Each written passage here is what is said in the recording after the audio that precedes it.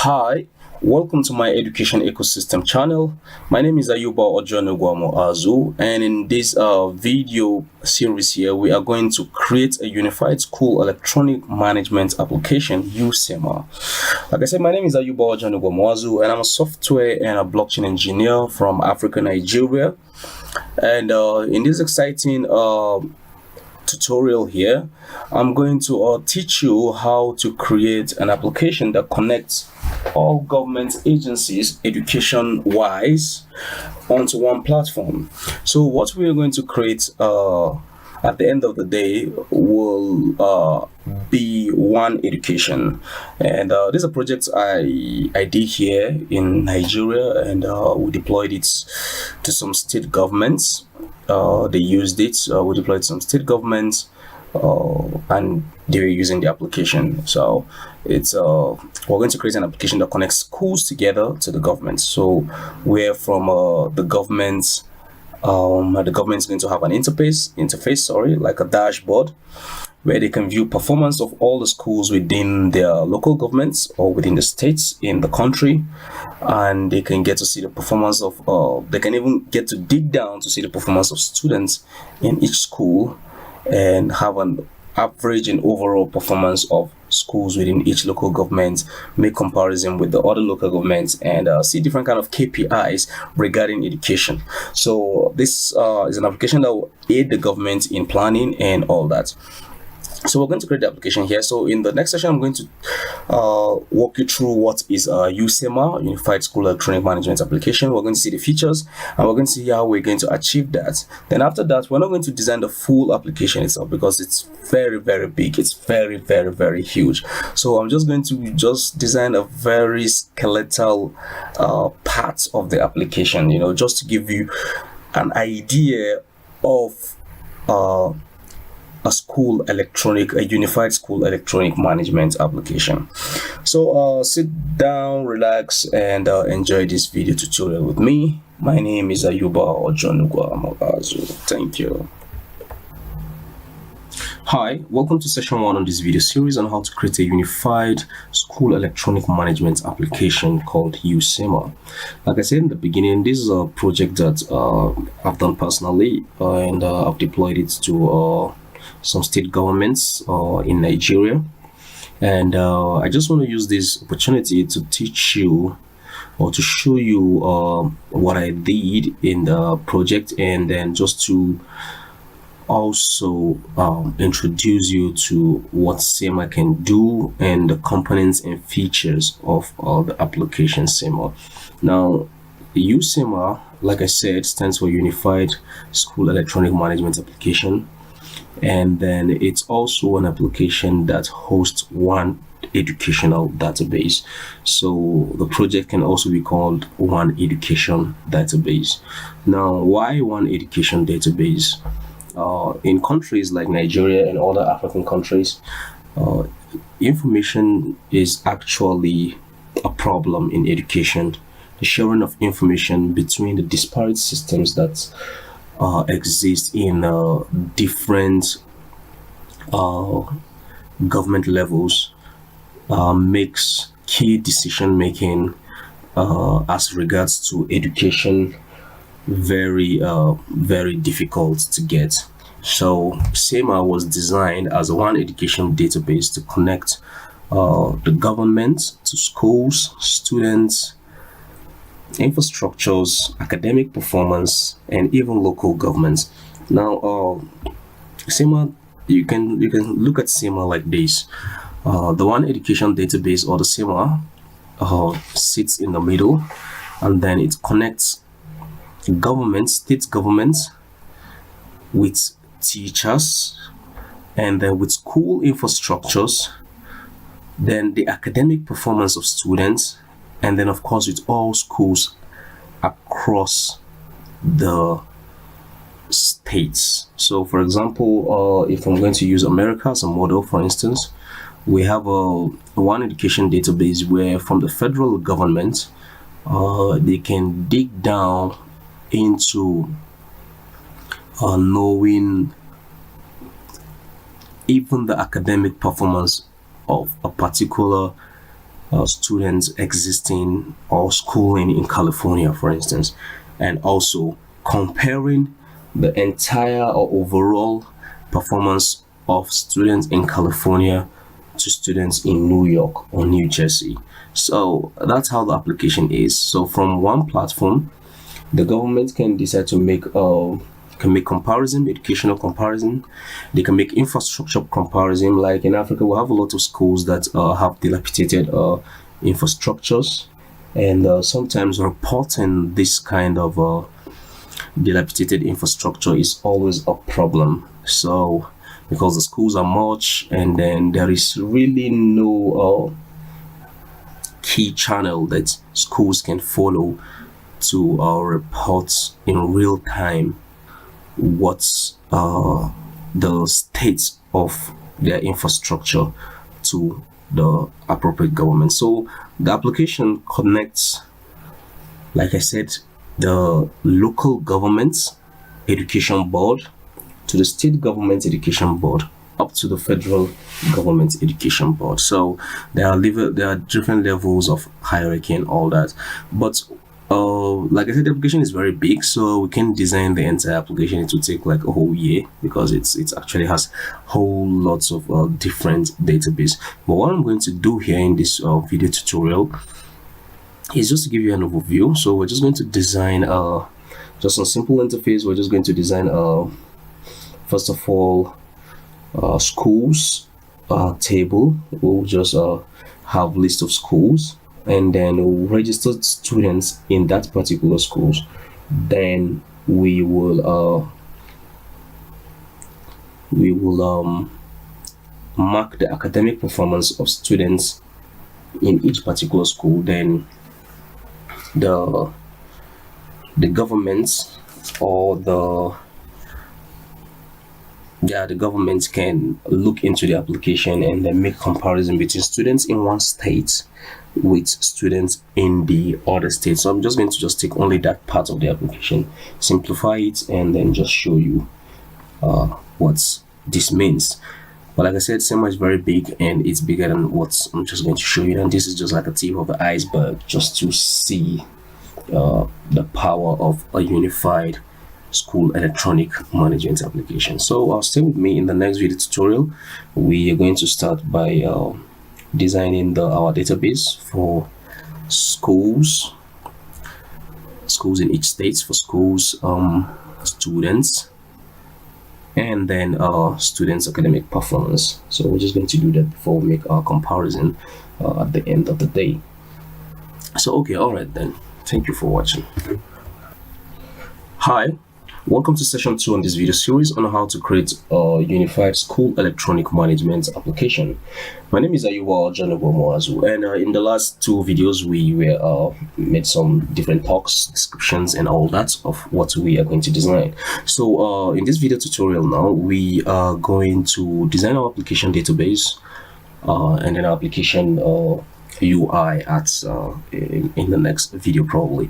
But this is just to give you how the application structure and architecture will look like. So the first thing, I'm just going to design the few tables that I need in my database before I go into the application UI design. So make sure you have your Visual Studio and then your SQL Server up and running.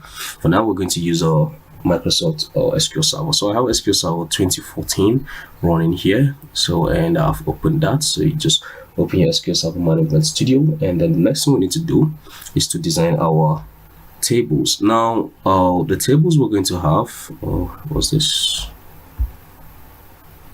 Let's close all this. Now the tables we're going to have is we're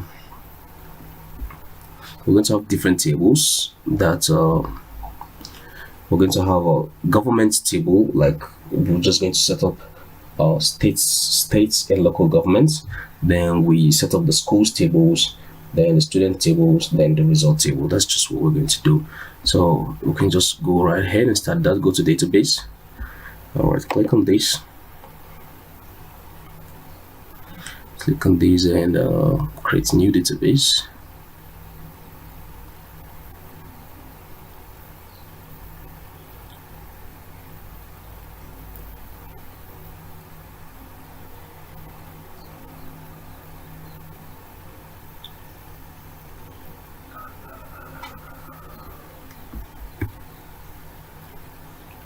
Good. So I just call this DB. So that's the name of our database, and you can leave all other options as it is. Go right ahead and click OK.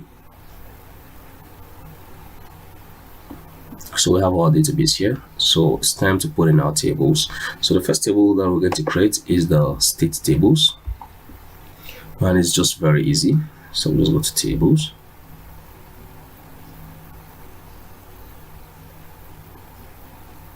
So we have a state ID. We'll make this an integer, and then we'll make it a primary key. Okay, now let's wait for this to respond.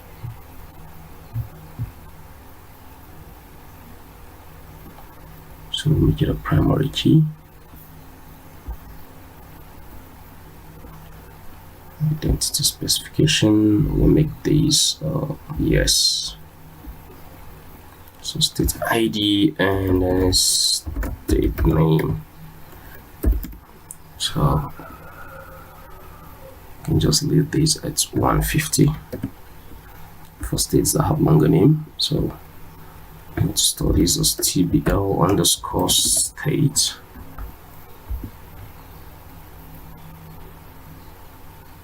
So we save that, and then we create another table called local government. So we say local government area ID or zip code area ID, depending on our country you are. But in Nigeria, we can just use local government, because I'm going to model this using Nigeria as a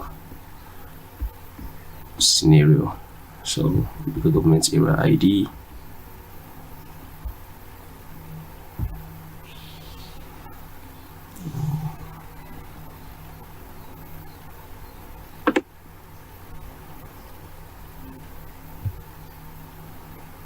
So also make that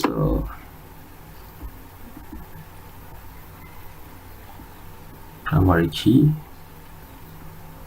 Identity specification.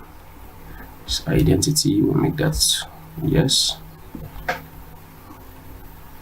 So we save these as TBL LGA. LGA means local government area. So now we have this. So the next thing now, we're going to have schools. So, and each school must be under the local government, which must be under a state. So we're just going to have this. So we say school ID.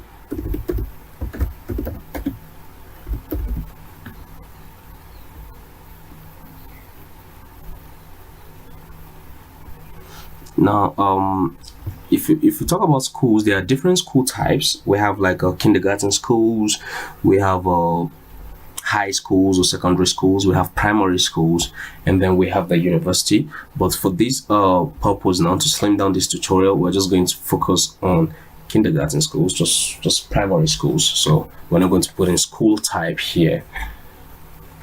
So now school name. Or we're just going to hard code or put the name of the school type. School name. This is school name like this. Then LGA ID. That's the LGA the school is. So this is the foreign key. Then we have address, school address, location address.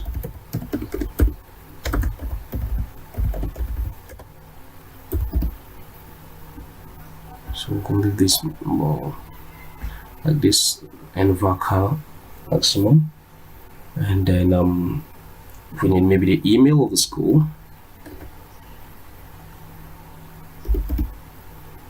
So leave that like that. Then official phone number. That's the official phone number of the school.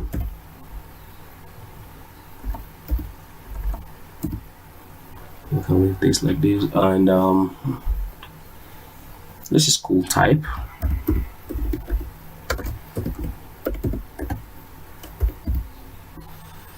And then with all other information about school that you want to put in here, you can put a whole lot of other information about school that you want to add to this application. Okay, so let's just go right ahead and save this. So say TBL schools. So you can see we have the LGA ID here as a foreign key to connect us to all the local governments. Okay, we have local government ID, local government name. Sorry, we need local government name. So for each local government, we have schools under it, and for each state, we are going to have. Okay, then we need state ID. Sorry, quickly did this state ID. This is for the local government. So each local government belongs to a state, and then each school belongs to your local government. So this way we have a hierarchy from top to bottom, from state government to local government and then to schools. Then the next thing that we need to add is students. So we need to add students. So let's say students ID. So for simplicity's case, I'm just going to use the student ID as the unique key identifier of the student. So this for simplicity case, so student ID. We'll make its identity yes for this, and then school ID. So which school does this student belongs to? So you can see this connects us to the school. This is this foreign key, their first name, student first name, or we can just put student name. Let's just put student name.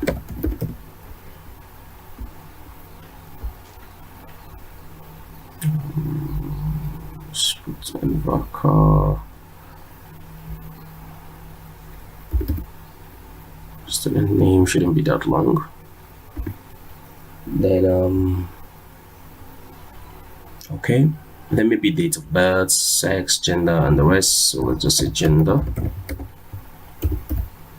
like this. Then date of birth,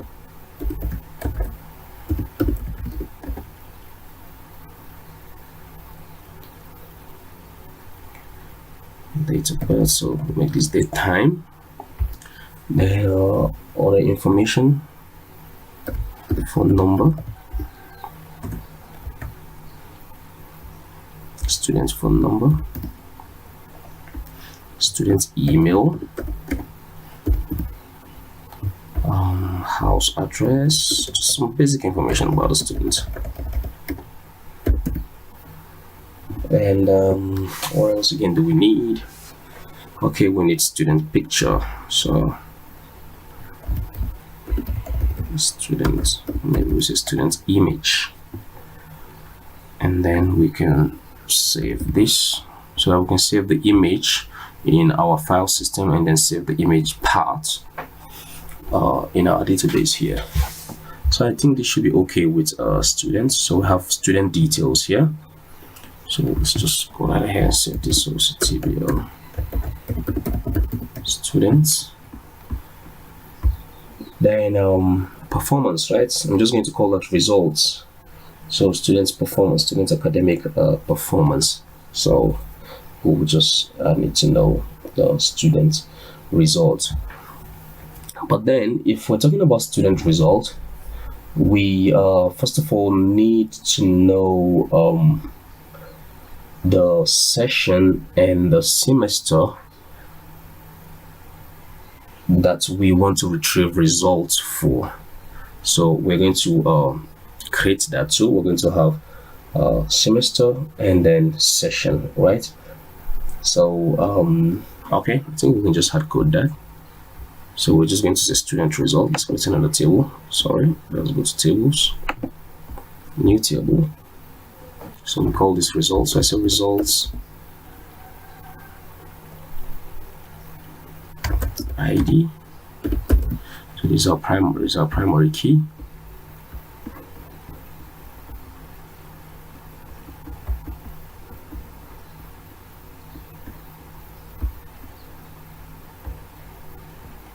Result ID, then student ID. So this which particular students we're interested in, want to know his result. So you should know that by getting the student ID, we already know the school the student is, the local government the student is, and the state the student is. So we get that student ID. Then let's say session name. So we need to know whether it's a 2019 session, academic session, 2020 academic session, 2017 academic session, and all that. So our session name, semester name, or semester type, session type or semester type. Semester should be like first semester, quarter semester, summer semester, and all that. So we just have this. Then the next thing now, the subjects. We need to know the subject. So like I said, I'm just going to simplify this in the most basic way we can get this. So let's just put instead of creating courses, because ideally we're supposed to have a list of all the subjects the school is offering, and then we get the information about then we get the results or the academic performance of the students for that particular subject or course. But now we're just going to make this easy and create our database list. So let's put English language. We want to know the scores, so I'm going to use this. I'm going to use floats here. So I want to know his performance on English language. Let me just put English. Then mathematics. So we want to know his scores here. Then let's say basic science.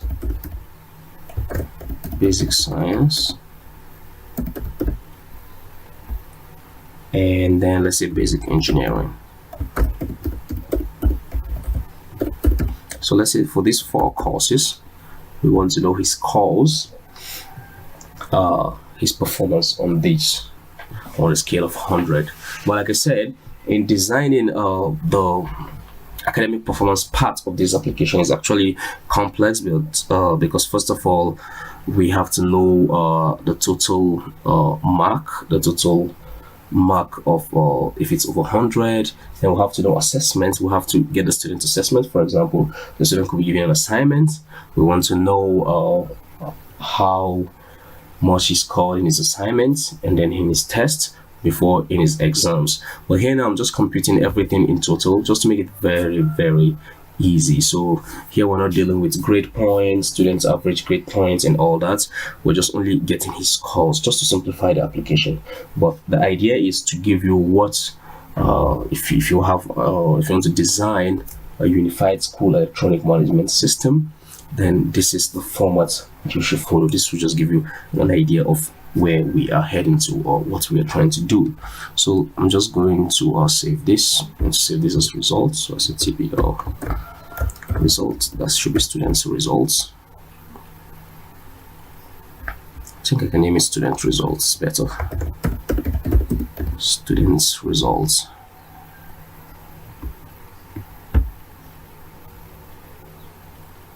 So good. So we have this list of tables now. So if you can see, we have state tables, then local governments, then schools and the local government, then students, and then we get the students results. So that's the hierarchy of what we have now. So receive all this. So that's that about the database. Now the next thing is we're going to set up our application structure, and then of course we're going to introduce access control to this, where schools can mark students' results based on their access control. For example, a school in Washington cannot mark the students' result of school existing in California, for instance. So that's what we're going to give each school that we create. We're going to give the school access control that they can be able to log in and then mark their students' results. And then at the end of the day, the government can see from one dashboard, or the Ministry of Education can see from one dashboard, the total score or the academic performance of students per state and local government level. So okay, all right, we're done with the database design. Just a very simple database design. The next thing is okay, one more thing before I close this. We need to add a membership. We need to add ASP.NET membership and rules to this application. So to do that is very easy. You just go to your C drive. If you're using Windows, go to Windows, then we'll go to Microsoft.NET, search for it. So we have it here. Go to Microsoft.NET, then search your framework. I'm using this framework, and then search for Microsoft.NET framework here. So I'm using v4.0, and then you look for ASP.NET register SQL, which is this. So you click on that, you go on next. So you can see select a setup option here. What we want to do is welcome to ASP.NET SQL Server setup. So we're going to create membership, profiles, role management, personalization, SQL web event provider.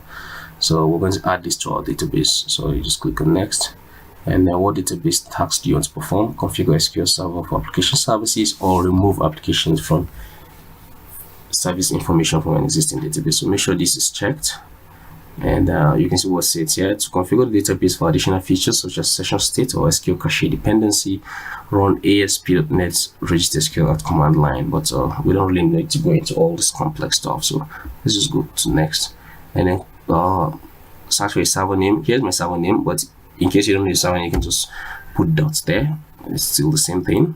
And then I'm using Windows authentication. So if you're using SQL Server authentication, you can select this and put your username and password.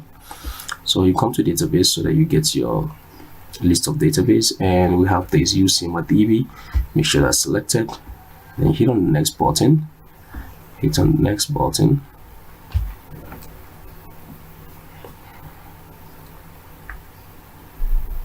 And then we go right ahead and click finish. So this is automatically added features to this database. So we can refresh this table and see this database and see. So you're good. So you can see we have these other tables that have not been added: profile, roles, personalization, users, membership, application, and all that. So this has been created for us. So now we have our database up and running and complete. So the next thing now is to add records to our database and all that. So in the next video, we're going to design the application structure, and then proceed from there. Okay, all right then. Thank you for watching. All right, continuing from where we stopped in the last video, we created our application of database. We did that in Microsoft SQL Server using the SQL Server Management Studio. Now, what we want to do now is to design the application structure. So we want to have a nice, beautiful interface regardless. And I think we can use this tool here. Go to admin lte.io and then look at these admin LTE bootstrap admin dashboard templates by I think it's designed by Arms Age Studio. Okay, about the auto color. Okay, so it's designed by this company here. Now they have a template here. They have nice templates here that you can use, and we can click to preview the template if you're interested in previewing it. Just click on this. You can right click, open in a new tab to preview the template, and then you quickly go right ahead and download this template here, because that's what we are going to use. Why? Because it has the kind of features that will aid our design and make our design very, very easy to achieve what we want to achieve. So like I said, the application is going to have two kinds of users. We're going to have the Ministry of Education that will be responsible for registering all schools, setting up the state and setting up the local governments. Then we're going to have the schools that will set up their students and then record result sheets of all students in their schools. So so we're going to use this this interface here, this nice beautiful admin interface. So just make sure you click on download button to be able to download this. So I have mine downloaded, and it's somewhere in my downloads here, admin LTE 3.0. so I have this. Okay, and I think I've used this for some couple of projects before. So here is everything. So once you open that, once you've downloaded that, you can go right ahead and go to your Visual Studio, open Visual Studio, go to File, go to New Website, and then ASP.NET empty website. So you name these AU Simmer. Make sure you're running this on localhost. Your IIS is set up, and then you can see I'm on HTTP. And then make sure you select Visual C#. So we have this ASP.NET empty website. So go right ahead and hit the OK button to create this.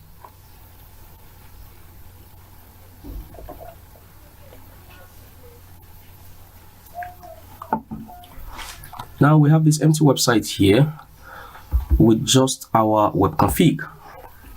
So now copy these files that you've downloaded, the admin LTE files that you've downloaded.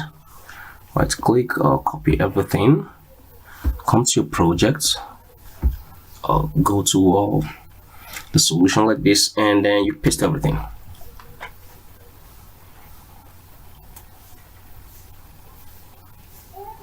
So make sure we paste all this.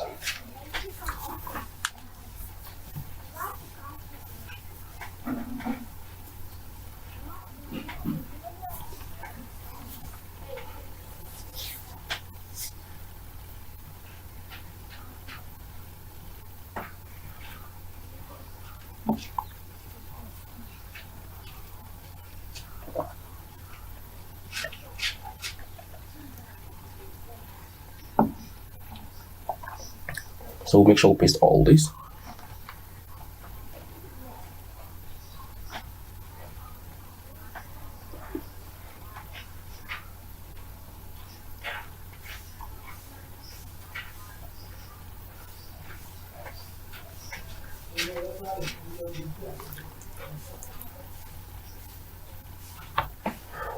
So make sure we paste all this.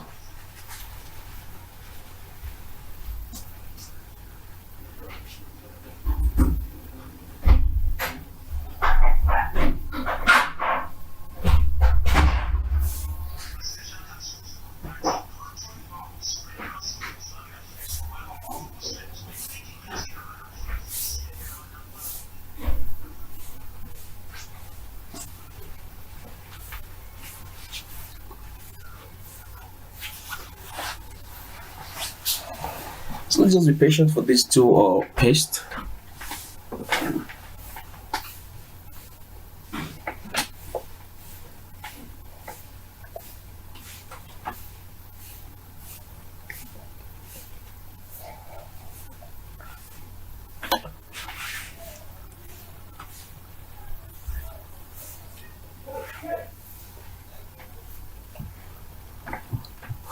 whole lot of files here to get that beautiful interface up and running. And the beauty and the advantage of this is we already have our Bootstrap CSS, and then we have our some JavaScript to make things easy for us.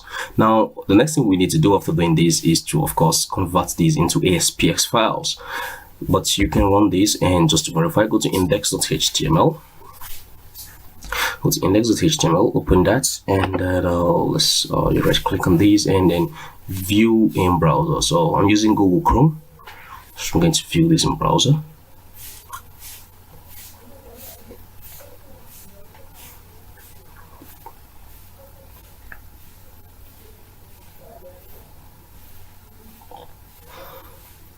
Okay, good. So I have this interface here. Good. So I have this interface here now with all these features. So what I'm going to do now is to you can see it has a whole lot of nice and cool features you can use to do a whole lot of work. So based on our design, we're going to use these features here, and then of course some few features that we're going to need. So we need to convert these to ASPX files, have a master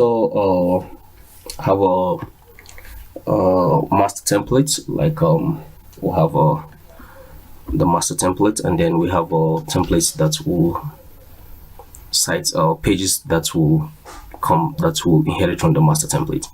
So let's try and create that. Come here, go to add new item,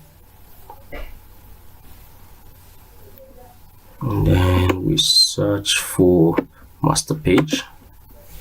So we call this sites.master. Sites.master. So we add that. So you can see we have these, and then the content placeholder. Now our first site.master should of course we need all this page here, and then okay, let's think through this, because like I said, we're going to have two kinds of users. We are going to have the Ministry of Education that should be able to set up okay, all right, we can do that. Actually, we can do that since we have two kinds of users, Ministry of Education and the schools. So we can do that. We can do that.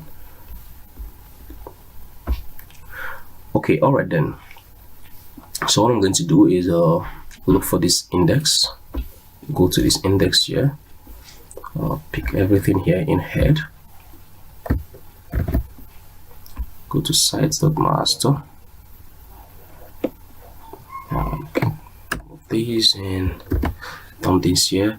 Of course, definitely we're going to have a problem, maybe some issues with these links. If we have, we will see how we can fix that. And then you go back to this. So you can see our template is nicely designed. We have nav bar, this should be the top header, then we have the side nav bar, and then we have the contents, then we have the footer, then of course we have this side control here that you can control the color, the side color. So the next thing I need to pick is I pick the scripts below, since we're going to need them. So we'll pick all the scripts below. This jQuery scripts. Go to your sites.master. Go just after the forms in the body templates. Everything is in the body, right? Good. So in the body tag, just below the form tag, so you add all this.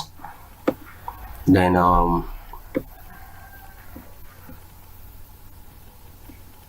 we will need the header top, the side nav bar, and then we're going to leave the content template, the middle, we're going to leave that empty because we're going to need that.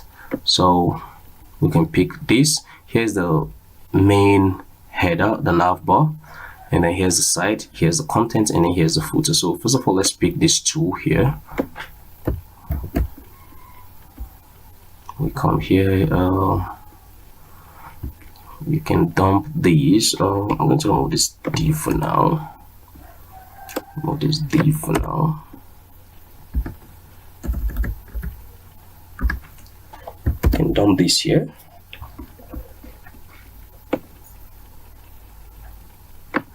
So we can close this to quickly see what we're doing. Then you pick the footer. You notice I'm not picking the content wrapper, the main contents. I pick the footer, and then I dump these below the contents placeholder. Then I come here and we look at the contents. Okay, here's one of the contents, header, and then the section of the content. So we pick all these. Okay, I need this div, so we'll just pick this div here, and then we'll place that here, up here, and then below this we'll close that tag. So with this we're done with setting up the structure. So all we just need now is just a few changes. Now so to test this, let's create a page called default. We'll call this default page. I'm just going to create a default page.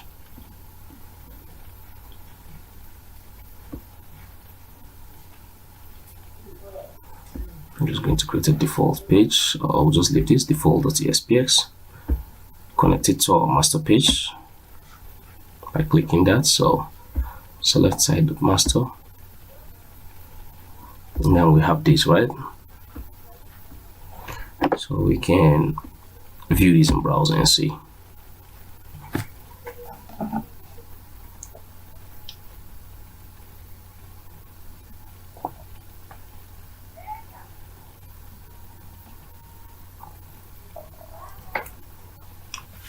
Good. This has given us exactly what we want. So you can see the content page here in the middle here is empty. Good. So all we need to do now, we can start making some changes. So we'll go back to our site.master. Go to top here, and then we can start changing the names. Like here now, we can change this to SEMA.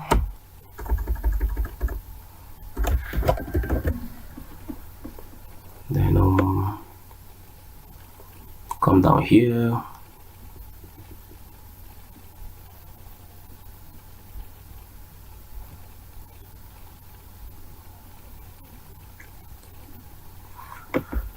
Okay, what I'm looking for is not in the nav bar. We'll go to aside. Good. So here too, we change it to SEMA. So you can modify this, add your logo and all that if you have a logo for that. So we save these.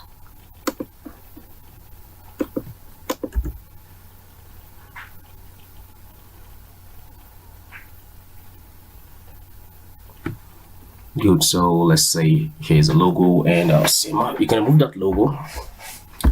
We don't need that logo actually. It's not ours, so I'm going to remove that.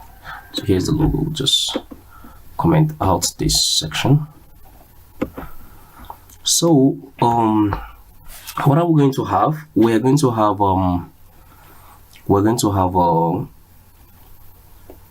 for the Ministry of Education, we're going to have first of all list of all the local states, list of all the local governments, and then list of all the schools, and then of course just a dashboard that will show us what we want to display. So in the sidebar here, I'm going to add that, just that few. So first of all, we have the dashboard here, so we're going to leave that. We're going to leave the dashboard, and then we're going to remove the other dashboards. So okay, here too we can remove this image, and then we can just for beauty, we can just name this school electronic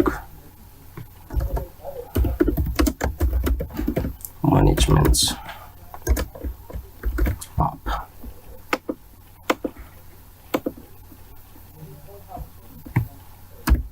that will take enough space.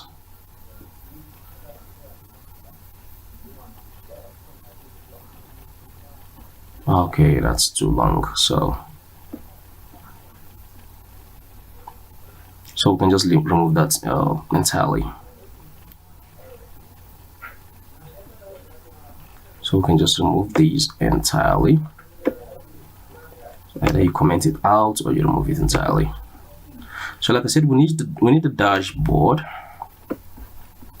and then if you look at the way it's designed, we have the li elements inside the ul elements. So we need this dashboard here, this first one. So these ul elements here, we're going to remove this. We don't need this one. And then we're just going to change these to what we want to change. For example, we can say states. These are the li elements. We can name these LGAs or local governments. Local governments.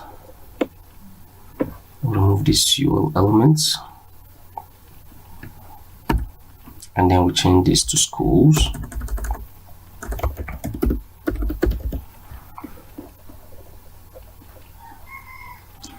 Then we'll remove these ul elements. Oh, good. And also remove these ul elements.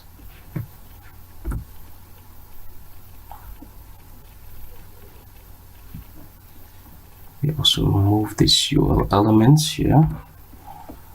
So as you can see, I'm working on this to try to make this interface as beautiful and as easy as I can, just to fit in our scenario. So remove these ul elements, and then entirely, I think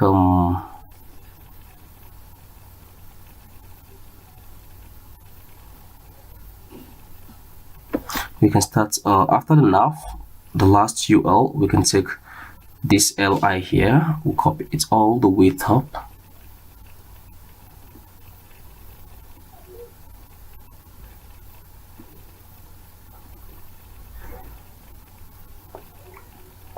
This much because it's quite robust, all the way top to this li element before schools. So we'll remove all this, and then let's refresh this and see.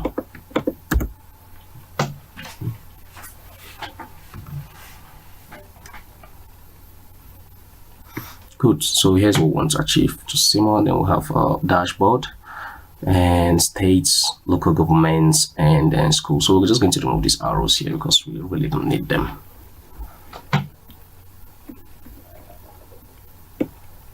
So you see, if we start from the dashboard here, we're going to remove this because that's what points the arrow. To remove that, and then for states, we're just going to remove this pan elements here too. And then for local governments, we're going to remove both this pan and this arrow. And for schools, we're going to remove this arrow here.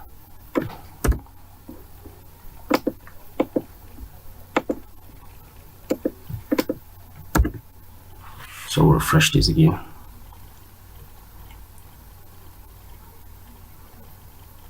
So good. So we have dashboard, states, list of states, local government, and then list of schools. Now we have all these lists. Well, like I said, in our dashboard for the Ministry of Education, okay, we can name this SEMA Ministry of Education. So I guess we're going to have two applications. Or okay, anyway, let's just continue with our design. So we have these like this. We have the dashboard, states, local government, schools. Now this is for the Ministry of Education. The idea here is for the Ministry of Education to see key performance indicators on results and different kinds of information that we're going to display here on the dashboard. And then they're going to set up states, set up local governments, and then add up schools to this system. Then each school that is being added up will have a username and password, and then that school should be able to log in and add students and mark students results. So now that we have this like this, the next thing is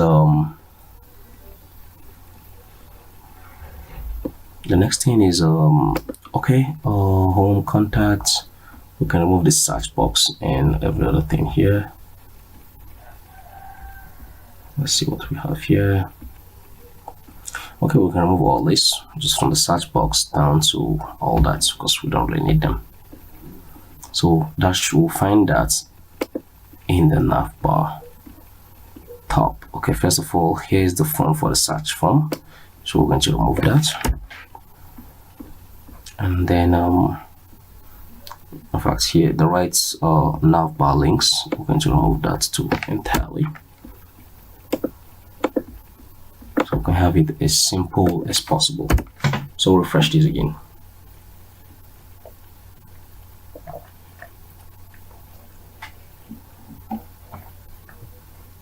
So good, so we have these now, and you can click on these. Good, you see it's mobile friendly and all that. If you reduce this, you can see it's mobile friendly and all that. Oh, I mistakenly clicked something.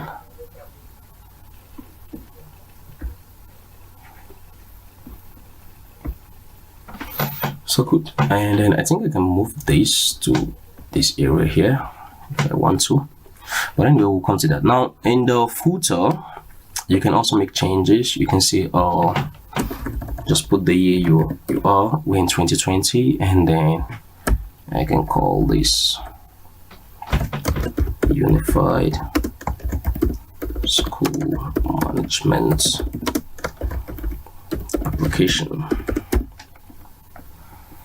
I can just remove this link. If we have a website, we can put that, but since we don't have, and then we can say version 1.0.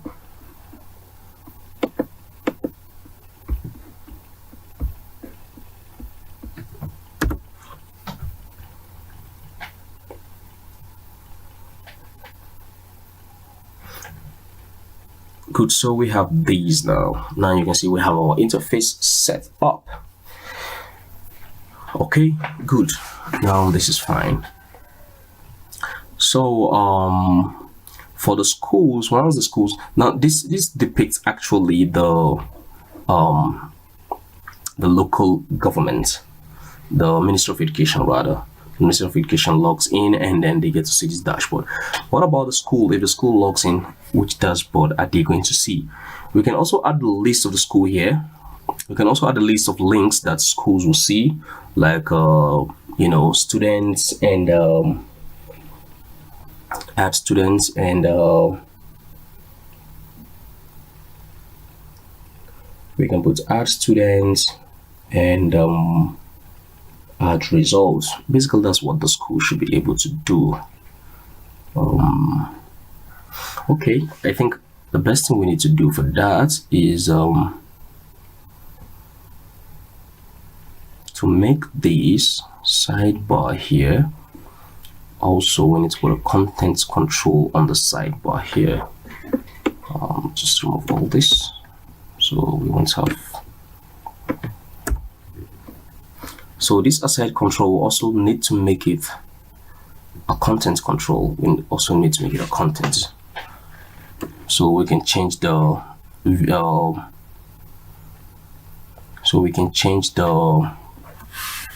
links here according to the logged in user.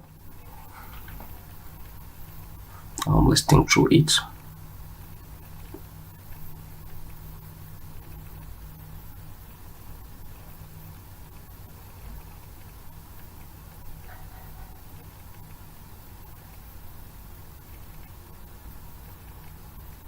If we did that way, it means we're going to have a nested master page.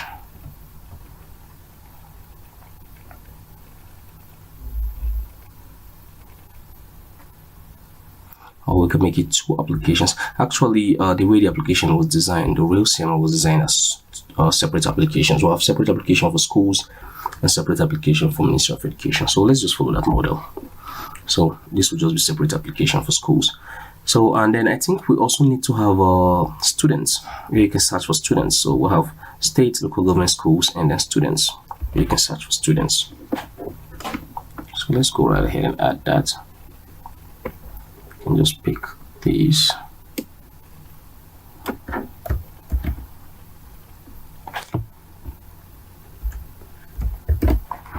And then we say students.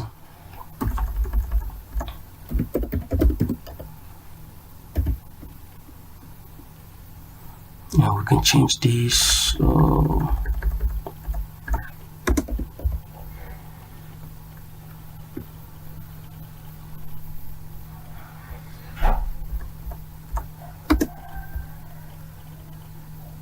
Good. I'm trying to get the lists. See, we're going to have students, but we're going to have users.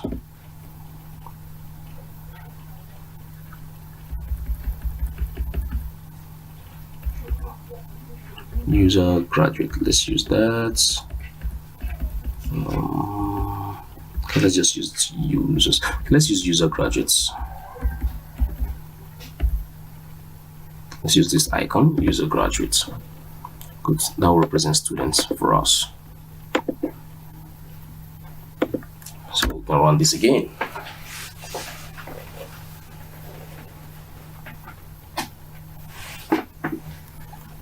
Good, so states, local governments, schools, and then students. So students will just search for students and get to see the list of all students in our states. That's the Ministry of Education.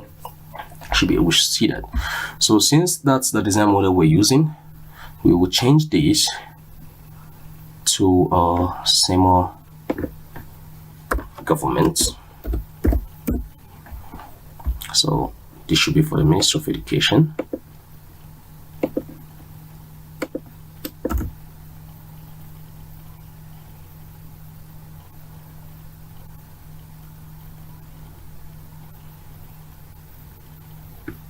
Now for the dashboard, which of course is this default here, I'm still going to need this interface here.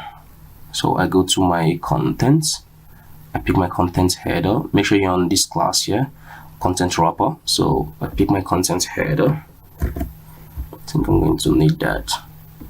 And then you place it inside your default .aspx. Okay, you need content, not content header. Actually, that's not what I wanted. Let's open section content. Okay, let's copy all the section. Let's just copy it all. Go through the content header. Let's paste this here.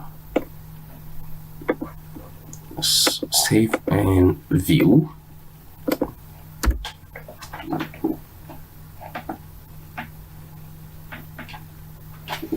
Good. I just need this 1, 2, 3, 4. I need this to just display some KPIs. So from the graph, the pie chart downwards, I don't need that, so I just need this. So we can come down here.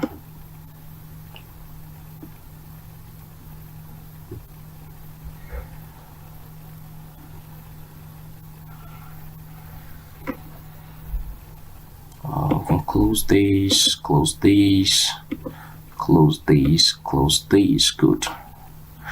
Now from here, we don't need this.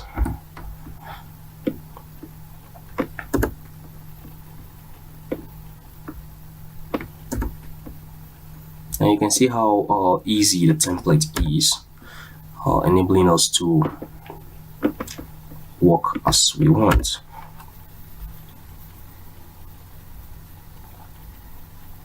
Good. So this will represent our dashboard.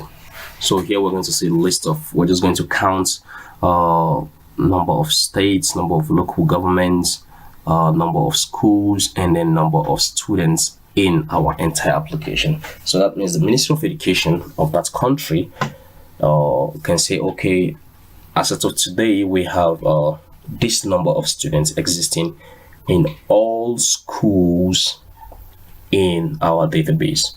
And as of today, we have this number of registered schools in the country. So just something like that. That's what SEMA government should be able to do.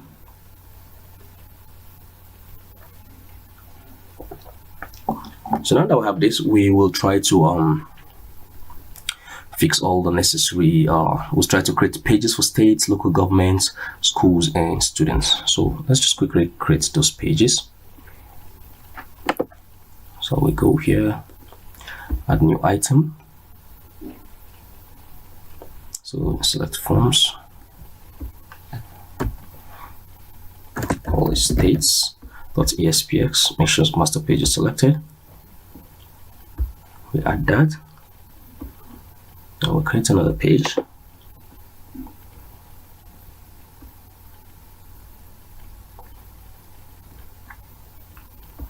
Name is LGAs, that's local government areas. LGAs. Make sure site master is selected. Add that. Then schools.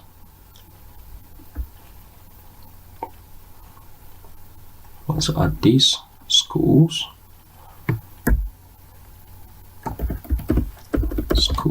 .aspx, at that page, and then students.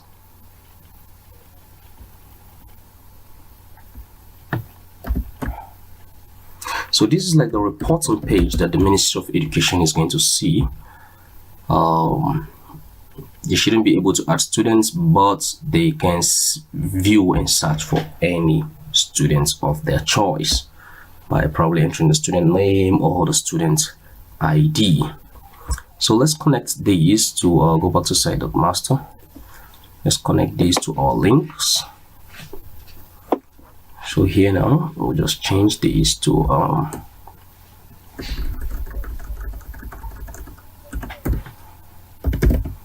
states.aspx.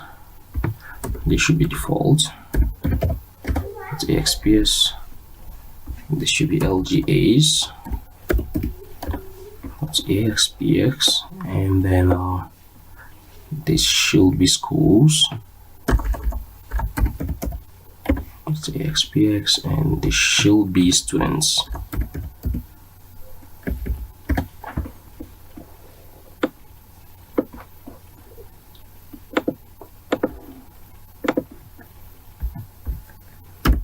So we'll refresh this.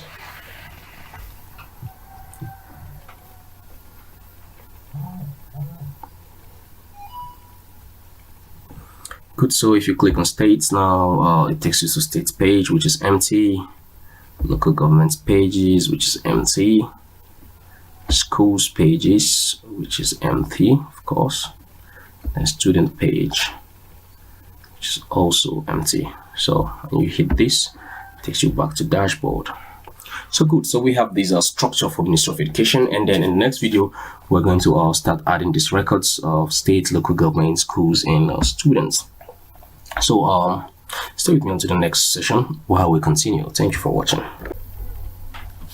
All right, continuing from where we stopped in the last video, we were able to create this interface here for the SEMA government aspect of this application.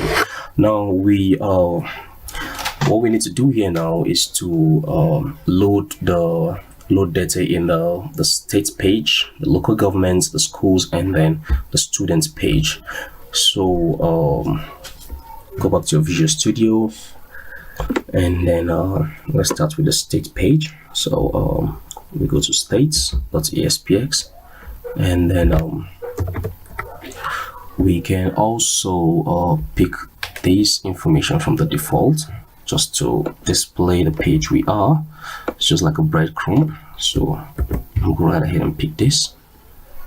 So, and then drop this here. And then you can change these to states. Change these to, you can leave this as home. You can make this, link this to the default page, and then change this to states too, or list of states. So we have this. Oh, sorry, I did this on students. Rather, this is supposed to be on states.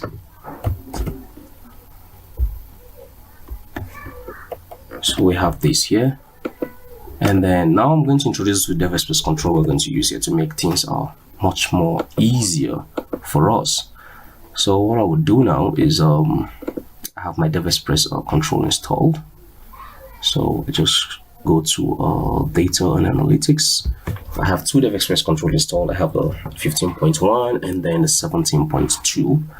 So I will just use the 17.2 since it's more recent. So I pick the AXPS grid view and I drop these here on my page. Now this will do a whole lot of things for me. It's going to add the dev express control, make some changes in my web config file and all that. So this might take quite some time, but it's what's waiting for it. So you can see we registered this here, register assembly, devexpress.web 17.2, and you can see it has added this list of assemblies to my web config file. So now that we have this, it makes things a lot easier for us. Now we have this control here. Then we also need to bring our database to our application. We have our database existing in SQL Server. We need to bring it to our application. So we're going to use datasets, typed datasets, which is much more easier to connect to our application since we are just doing this to get this up and running fast. So I'll go right ahead and create a folder. Call this app code. Okay. Let me delete this folder here. So I'll go right ahead and create this folder, add ASP.NET folder, app code. So we have that, and then I'm going to add a data sets. So add new. So I'll look for a data set, add that here, and then call this SEMA data set. Click OK. So this will add. This will create my data set, typed data set. Now with typed data set, it's just like the virtual representation of the tables in your database, and then it will automatically make adding, deleting, updating records easier for you. So you go right ahead, right click on the data set, click table adapter. Then we're going to select our connection. Now we don't have any connection here, so we need to create a new connection by clicking on this button here. Your server name, like I said, if you don't know your server name, you can just put dots. That gives you a server name. And then make sure you're on Microsoft SQL Server. So if not, you can change this. Click on this to change that to the database you're using. Since we're using Microsoft SQL Server, we're just going to leave that. So we have this now. What we have here is select or enter a database name. So we click on the list on the drop down, and then this loads our database. So we select use SEMA-DB.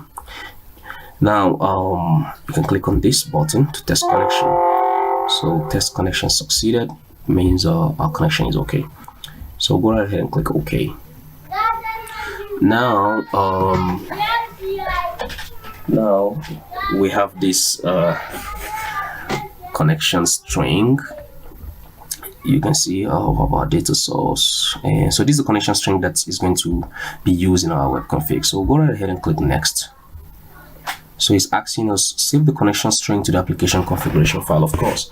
So connection strings in your application configuration files eases maintenance and deployment. To save the connection string in the application configuration file, enter a name in the box and click next. If you choose not to do this, the connection string is saved as a property of the table adapter. So we're going to save these as a connection string, and we go with the default name that we have here. So you go again, you click next. And then now it's asking you to choose a command type. The table adapter uses SQL statements or stored procedure. So how should the table adapter access the database? Now we have three options here: use SQL statements, create new stored procedures, use existing stored procedures. So we want to use SQL statements, so we can be able to insert, update, delete, and select statements. So we click next on this. Now enter SQL statement. Now we can write our query here But if we want to make things easier for us, we hit the query builder button, and then this comes up and lists all our tables that we have in our database. So you can see we have all the tables here. So we want to add state table. Let's add all the table. We want to add state table. So we click that, and then you click add, you close, select all the columns here, click OK. So you can see we have our query here, our SQL query here. Select state ID, state name from TBL state. So we'll go right ahead, hit the next button. Now it's asking us choose methods to generate. Which method do you want to add to the table adapter? Now we have three options here too.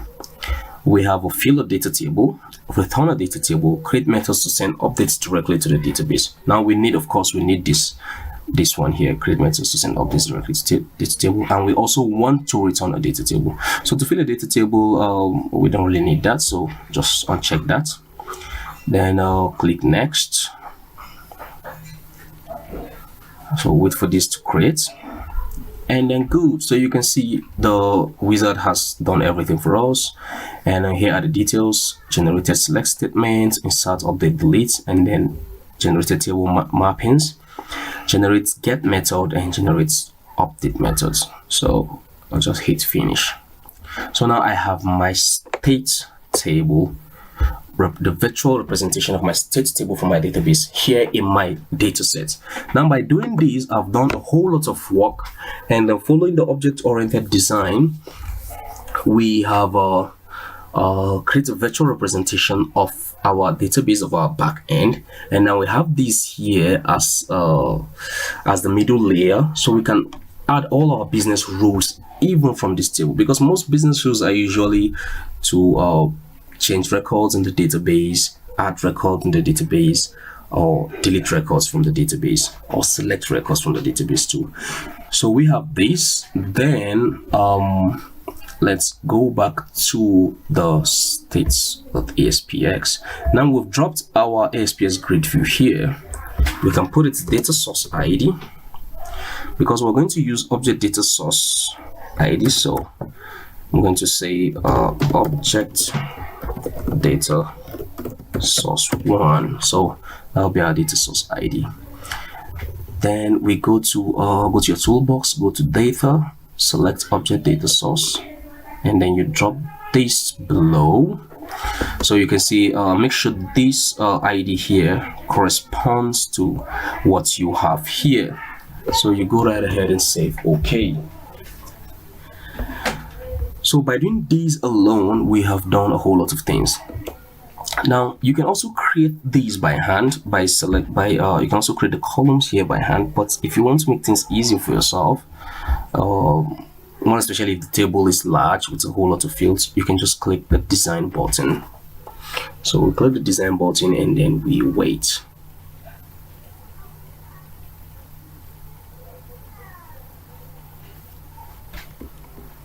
Not the web config button, we click the design button.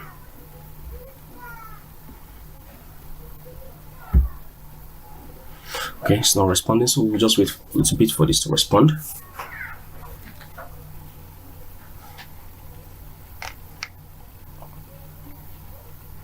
Good, so the design page is open, and so you can see this is our grid view and this is our object data source. So we can just click this little arrow here, click this little arrow here. I think it's still loading, discovering Ajax extended control. It's still loading up.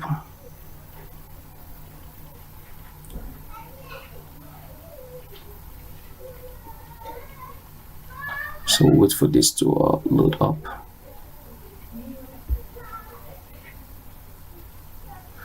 Good. All right. Click this little arrow button here on the object data source, and then click configure data source. Now here it says choose a business object. Just like I told you, what we created in the type dataset is just like our middle layer or our business layer of our application. So select a business object that can be used to retrieve or update data. One beautiful thing is You can also create your codes in your app code directory. For example, an object defined in bin or app code directory for this application. You can create these classes. You can create classes in your app code directory and connect them using this method here I'm showing you. So we said show only data components. Of course, we should have this TBL state stable adapter. We hit the next button and you can check all this to make sure everything is correct, and then you click finish. So this will make changes to our grid view. So you can see the grid view now has state ID and state name. So we go back to the source, and this has added all these codes for us. So but we don't want to be displaying the state ID, so just go right ahead and make this visible false, and then make the grid view 100% with 100% to look more beautiful. And then I can now add command buttons to enable me add, insert, and delete records instantly. So I can just come here and then or I can come just anywhere. I can add this. So I go to grid view command column, then show new button and header, make that to be true. Show edit button, make that to be true, and then you can also show delete button if you want to, but in this scenario we don't want to delete any state, we can just edit it. So we save this.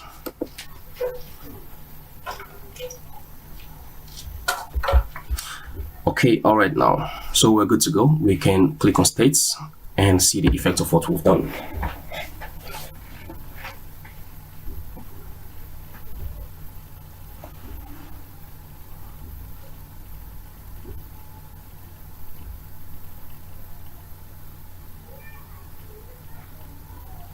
So we'll refresh these and see the effect of what we have done now.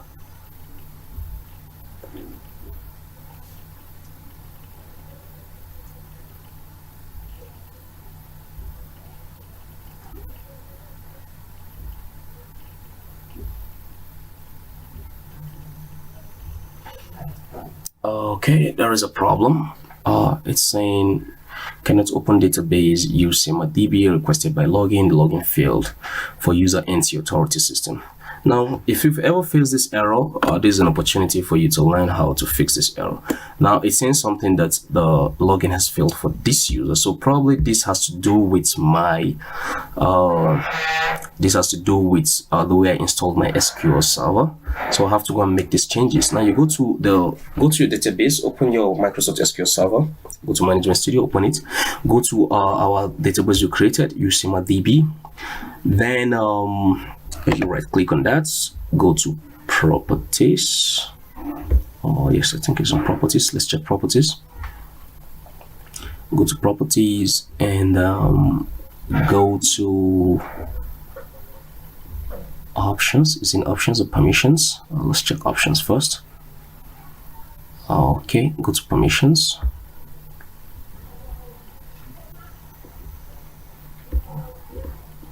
Let's check options. Okay, let's go extended properties. Oh, I don't think it's from here. So let's check okay, good. So let's check security. I think this should be on security. Right, should be on security. Go to users. We want to check the roles of users.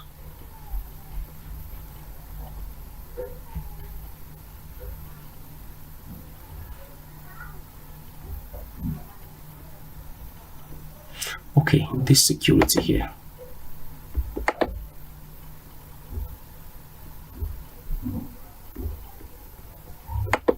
Trying to remember where fixed this error from the last time. Okay, good. Built-in users. So here is where we're having the error. So go to security, under your security folder of your database, go to NC authority, the system. We look at the error. So this is where the error is coming from, NC authority system. Then you right click on this, go to properties for the NC authority system. And then we look at user mapping.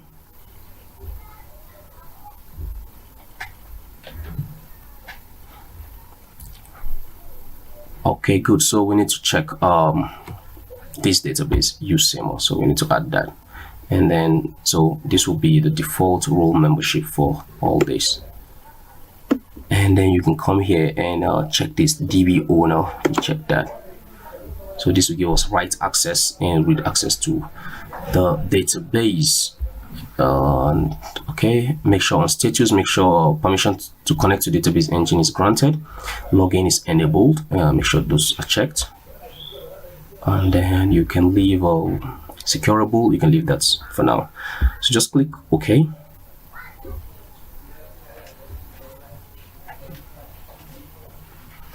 And this should fix our error, I believe.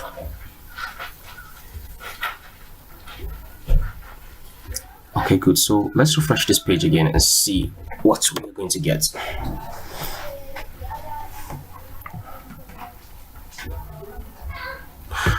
Good. So the page has come up. Okay, but we don't have this nicely formatted the way I want, but we can add states now. So we click on the new button on this grid view, and then we can add states. So let me add states that I have in Nigeria, starting from Lagos. So I say Lagos as a state. You click update, and then Lagos is added to our database. Then let's add another state. Let's add Plateau. We have a state called Plateau.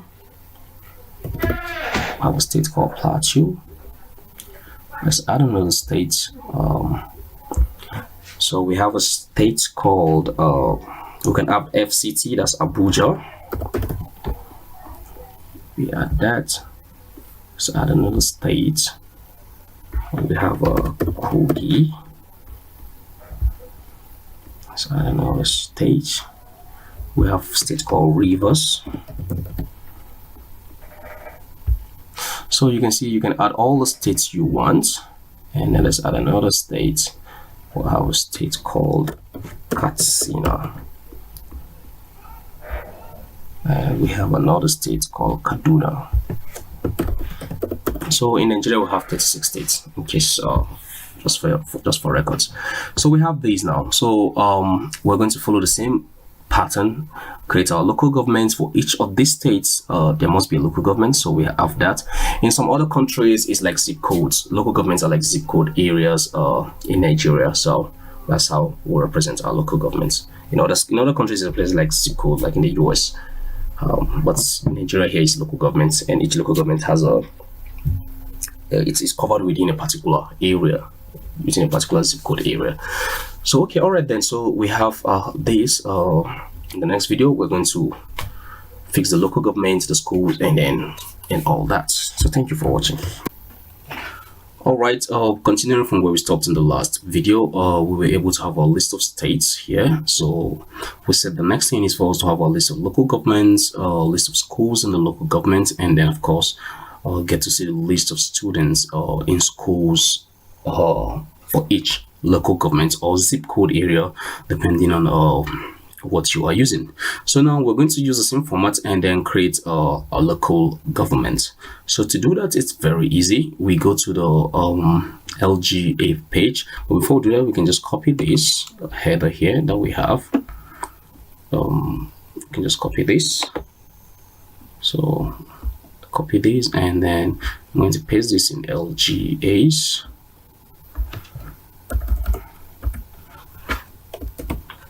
So I'm going to paste that, and then of course we'll need an object data source control to get the data from the local government table, and then we will also need our grid view control. So I'm just going to drop a grid view control, Dev Express grid view control.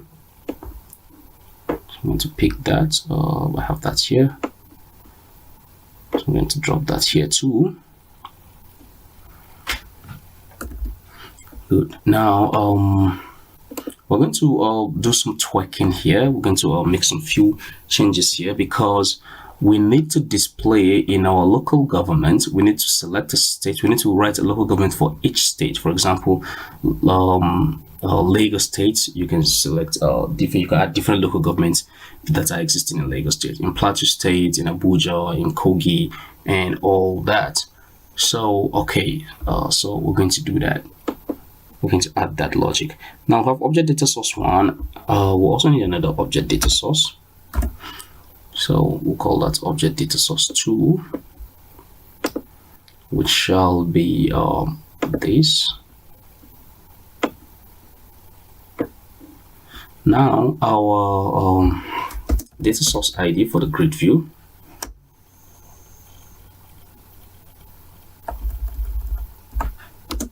of course, data source ID for the grid view will be object data source 1.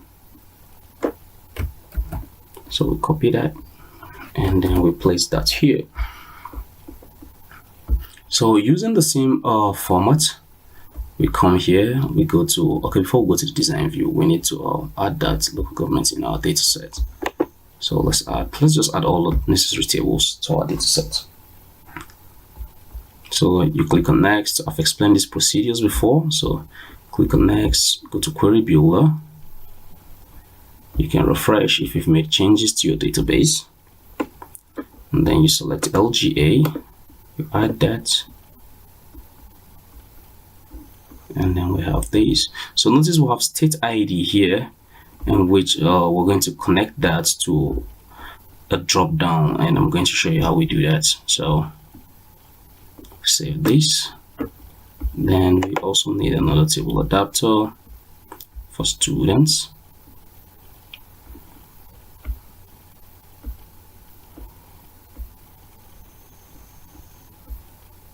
For schools and for students, right?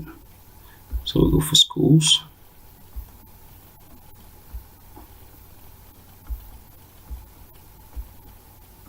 So we can add schools.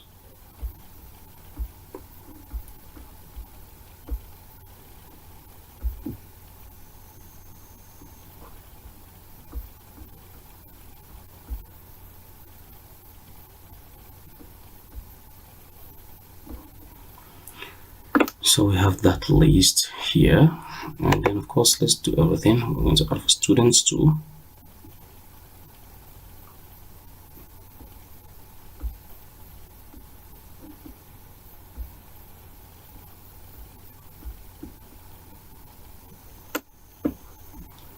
We have for students.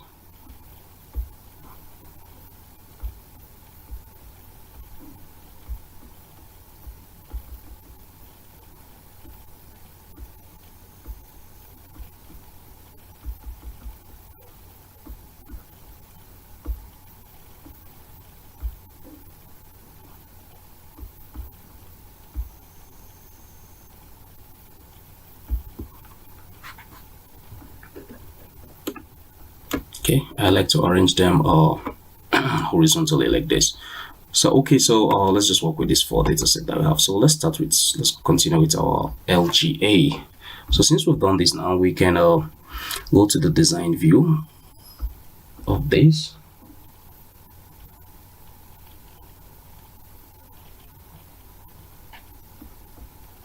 Okay, we'll go to our object data source 1, since that's what we connected to our grid view, using the same method I explained in the last video, the last procedure I did.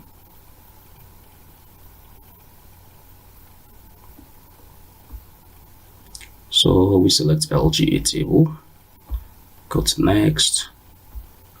We have insert. So notice update, we are updating LGA name, state ID and the LGA ID. So the same thing with insert and delete statement. So we go right ahead and finish this. So you can see the grid view has been changed. So we'll go back here. Now there's something I want us to notice. You can see if we run this, we're going to have a state ID. If we're entering any local government name, we need to enter the state ID. But now we don't want to do that. So here's something we need to do.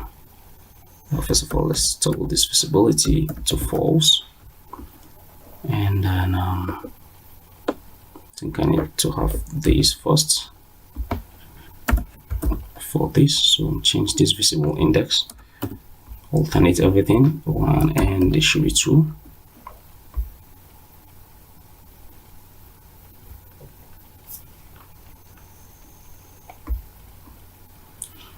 Okay, good. So this object data source 2, we're going to connect it to our state ID, to our so object data source 2, we're going to connect it to our state table adapter, which is this. So I wouldn't need the update statement.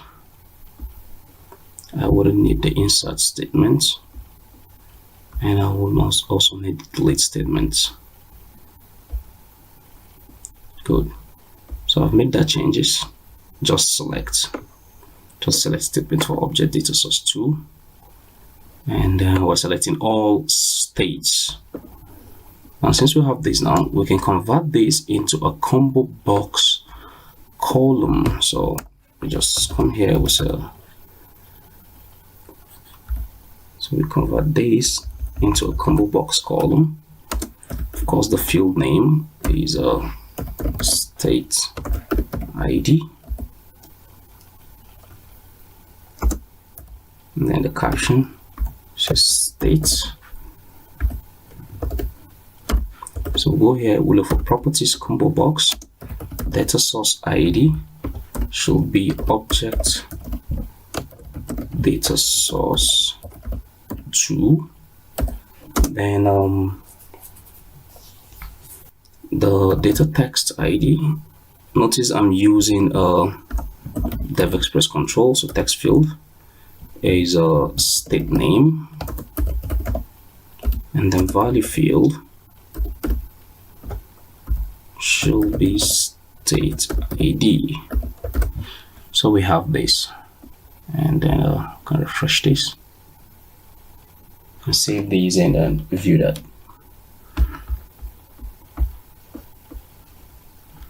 So if we go to local government,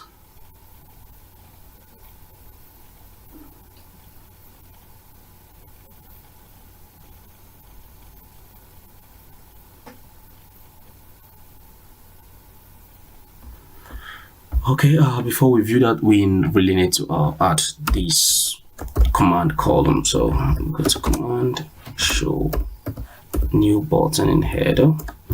This should be true. Show edit button. This should also be true.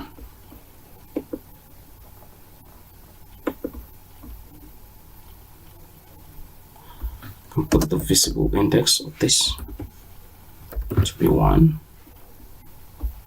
Save everything again.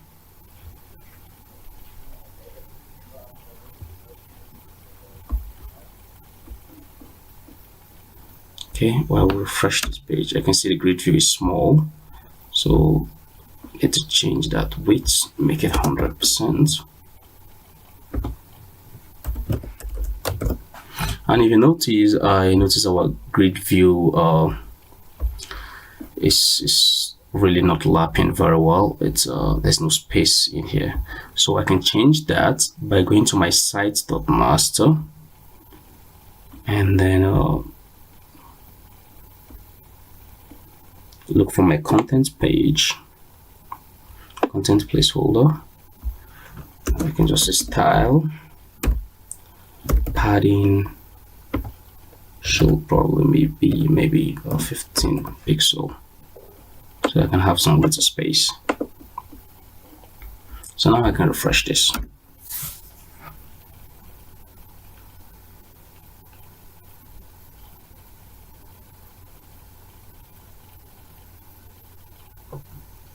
Good, so you can see I have a little space in between here. Now if I go to new,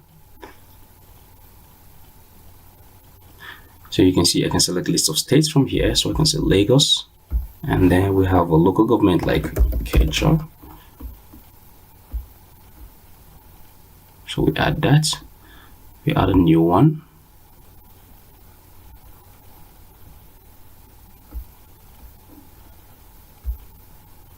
let's just say Lagos. We have a Victoria Island. Then let's just say Lagos. We have Maryland. We have Maryland in Lagos too. Is Maryland local government in Lagos? I don't think so. We have a local government called Oshodi. Some African names. All right, then let's pick another state. Let's say like Plateau. We have Jos North, and let's pick Plateau again. We have a Jos South. So good. So we have this. So you can see we have list of states and list of local governments. So now the next thing is to have schools for each of these local governments. Now for the schools, to register schools, we could still use the same grid view format like this, or we could change the format. Now if you come here to our data set, you can see that we have school name, we select the local government, we put a location, address, email, official phone, and school type. But what we want to add to school here is we want to be able to when adding school, we want to be able to create a username and password for each of the school. So the username could be the school email, and then a password will be automatically be generated for the school and probably sent to the school email, so they can use that to log in and add their students. So that is the logic before marking or entering students assessment score. So we're still going to use the same grid view format like this to make things very easy, since we are doing this video tutorial. But then we will just make some few changes at the end of the day to accommodate membership, experience security membership, adding users to the application and giving them access control. So we're going to do that. So stay with me in the next video while we achieve that. Thank you. All right, continuing from where we stopped in the last video, we're able to create our local governments and our states. So we have okay, we need to change this to local governments. So if you go back to LGAS or TSPX, you can change this to local governments. Call this local governments, and then you call this local governments, so we can differentiate them. So now we're still going to use the same pattern to create schools under each local government. So you can just copy this here and go to the schools page and dump that there. So local governments schools, so we just name.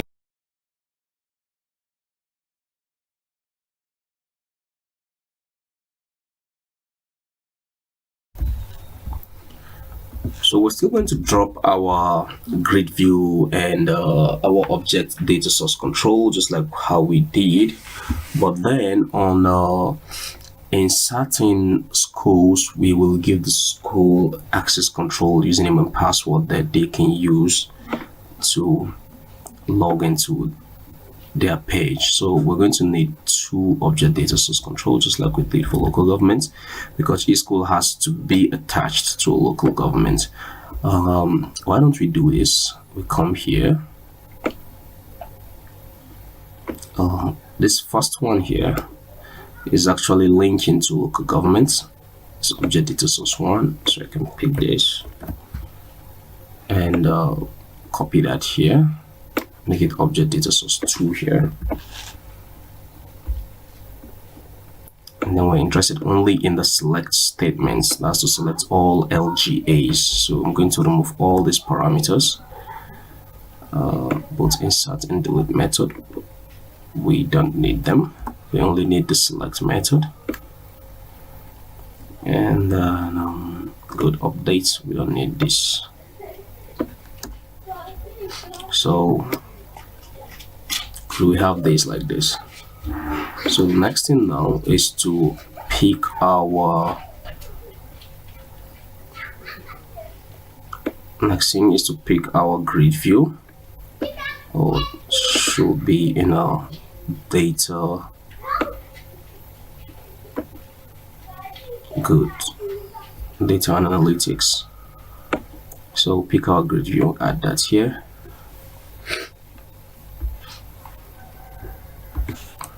Set the weight is 100%, and then the data source ID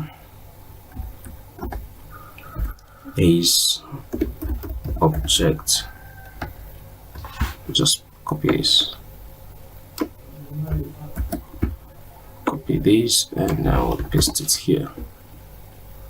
So now we can now use our preferred method of going to the design view to make changes.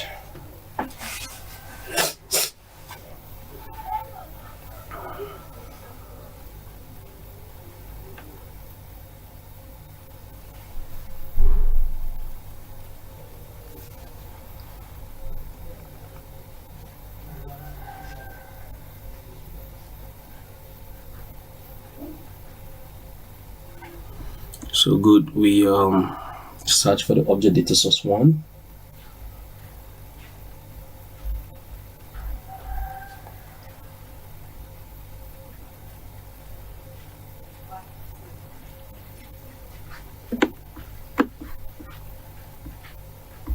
So we search for this. Go to configure data source.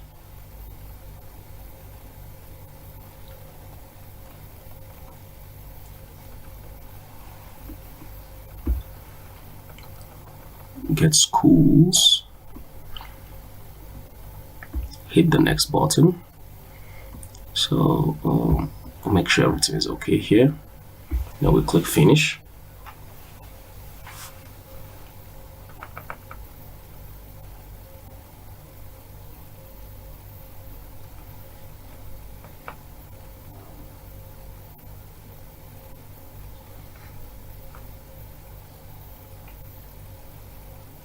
Good, so we've added this now. You can go back to the source control.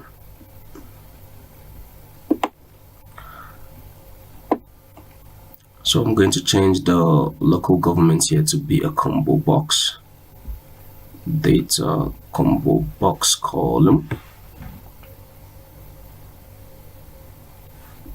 It's grid view combo box column, right? So it's grid view data combo box column, data combo box column, combo box column. So the field name is LGA. We'll get the properties. We say data source ID, data object, data source 2, and then text field is LGA underscore name, and then the value field is LGA underscore ID. So we have this like this now. Let's save this. We also add our command column.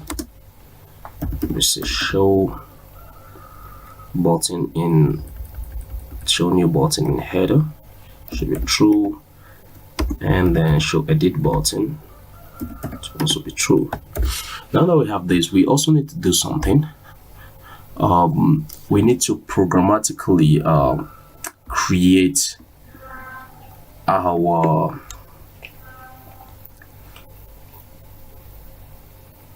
access control for schools to have a username and password once they are about to be logged into the system. And how are we going to do that? We're going to have some events that we will call, like on insert events, on row inserts. I think it's on row. On row insert. We need to add this. So we'll create a new event.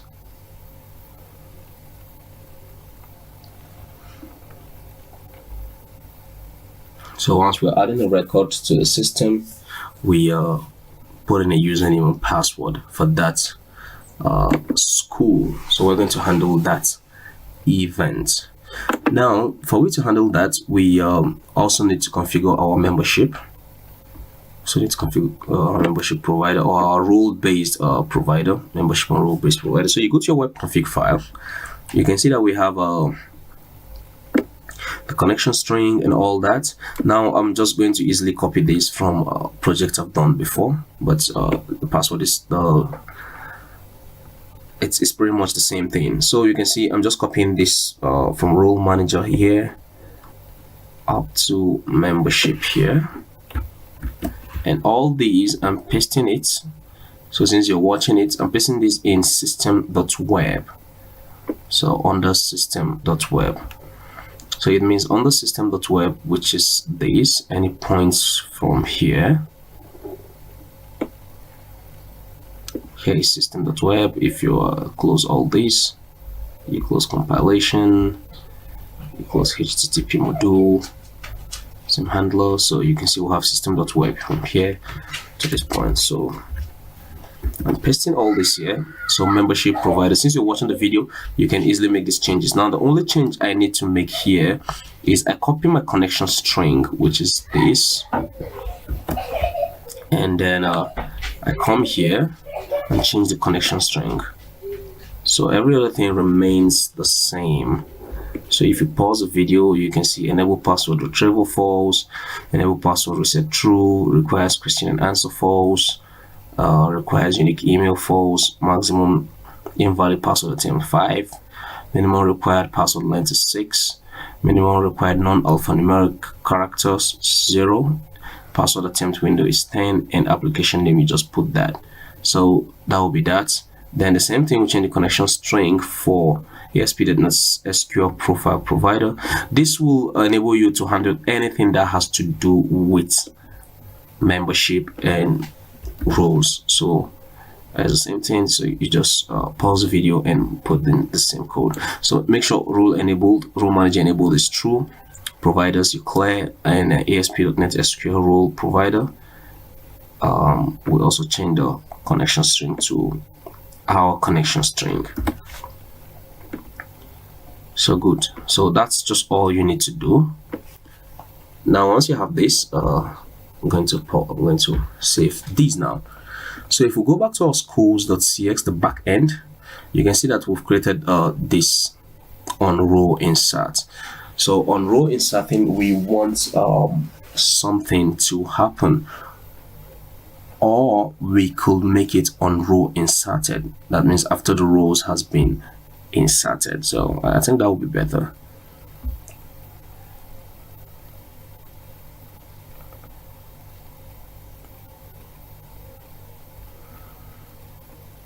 Instead of on row inserting, let's use after the rows has been inserted, then we create a username and password for that account. So let's see on row inserted.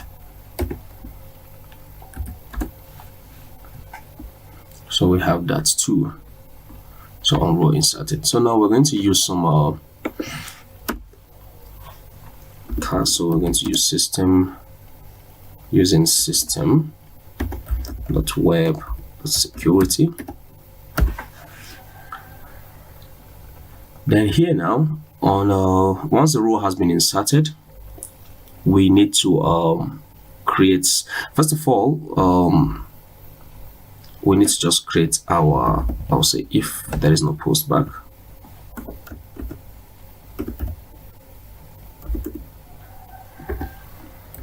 we need to quickly create roles. So roles dot create role. We're going to have two roles. We're going to have a government and we can call it admin. That's the government, and schools. I think we should use government, GOVT, and then rules. Let's create role. Schools. So we have two roles now that users can belong to, users of this application can belong to. So if we run this first, if we go and run these schools.espx first, then we can comment out that. So if we click on this page, since we say the first time it runs, we'll create that role, create those two roles, government and schools. So if the page runs successfully, it means we've created those two roles.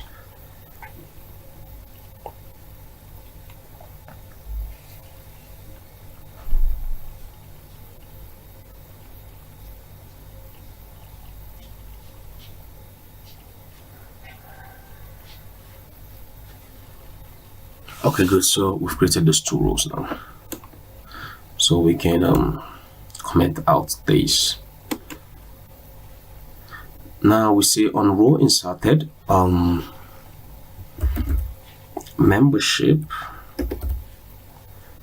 create user. So we need the username and password. Now we need to add the values. That's the email will be the username, and then we just create a password. I think I'm going to use the same password here, since we're just creating just for you to just have a sample of what we are doing. So if you look at it, we have how many columns? We have a school ID 1, school name 2. So we have 1, 2, 3, 4, 5, 6, 7. So, and starting from 0, it means we'll have 6 columns. 0 to, we'll have 7 columns rather, but from 0 to 6. So, and the email is on 0, 1, 2, 3, 4. So email is on 4. Right? Okay. I can make this visible ID visible to be false. So email is on 4 since we have 7 columns.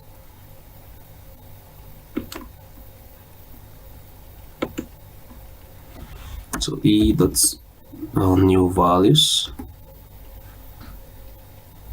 The new value is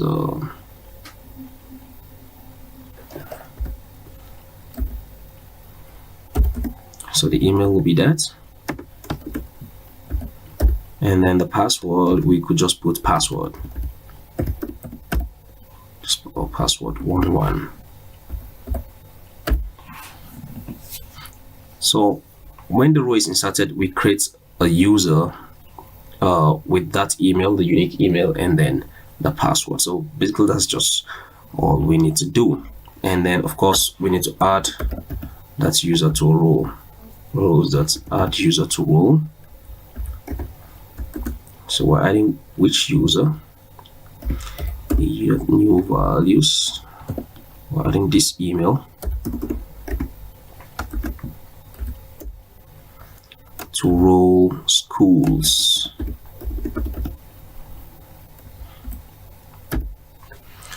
Then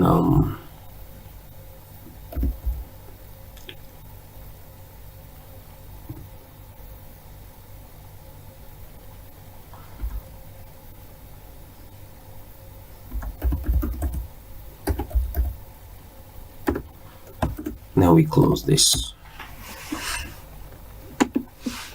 So let's try this and see if we're going to succeed without any error.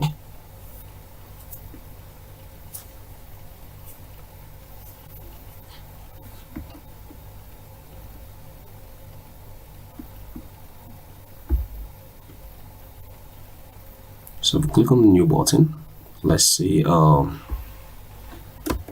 ABC schools, and then LGA. Okay, I'm going to change this from LGID. So it's in which of the local governments? It's in Ikeja, for instance, and then let's say number 5. Motion Streets, Ikeja. So the email will now be ABC schools@gmail.com. Official phone number should be +234 080888665, something like this. And then school type, we can just we have different school types, but for this, let's say for this our application, we're just going to have primary, so it's a primary school type. So let's click the update and see if this works out as we want. Okay, you can see we've added this school now. Now let's go and check our records and make sure that we have added that user to. So let's go check membership.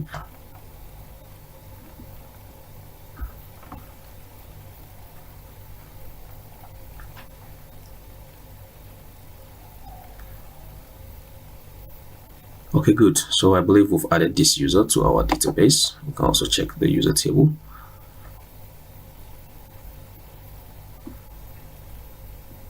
Oh, I can see username is picking this number, which that means I didn't count this correctly.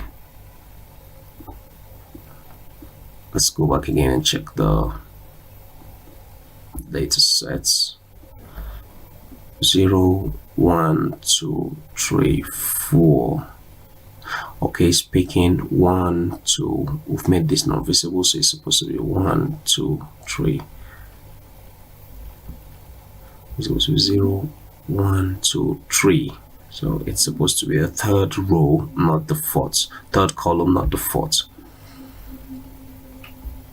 So this is supposed to be the third column, not the fourth. So we're going to invalidate that. What I'm going to do, I'm going to remove that record.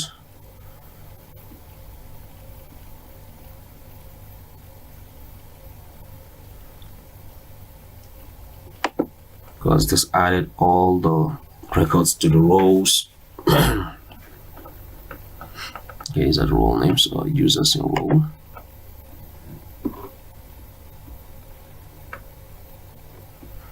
So let's just remove this.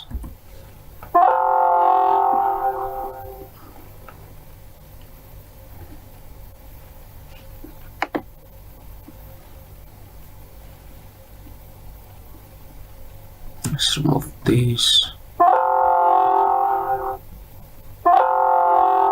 Okay, we need to remove the members first.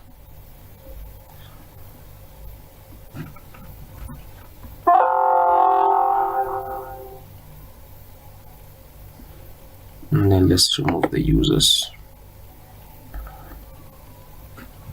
So I'm deleting each row and redoing it again since we didn't get the column correctly. So on row insert, I think we can even remove that record entirely because I just want to have a clean record at the end of the day. So let's still go back to schools. We can do this programmatically if we want to, but so 0, 1, 2, 3, 4. Okay, because we made the school ID to be not to be visible, so we're making this the third column.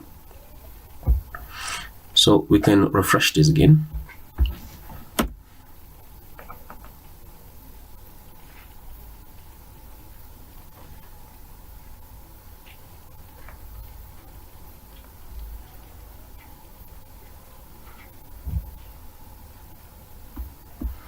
So we can enter the records again.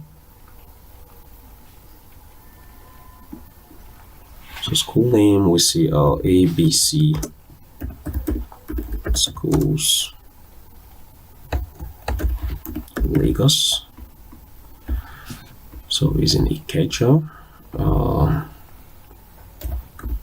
Say Motion Street, Ikeja, number 5.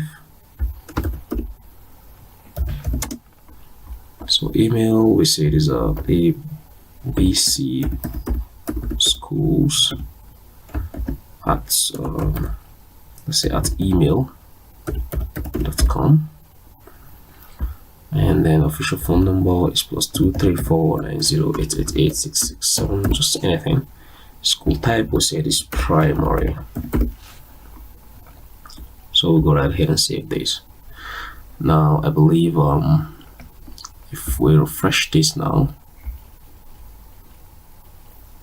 good, so we have our email as ABC Schools. Now we've created the email and then we've added each of them to rows. So let's also add in the school. So let's say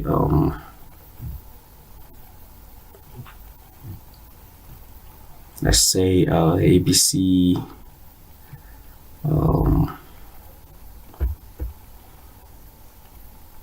let's say Salama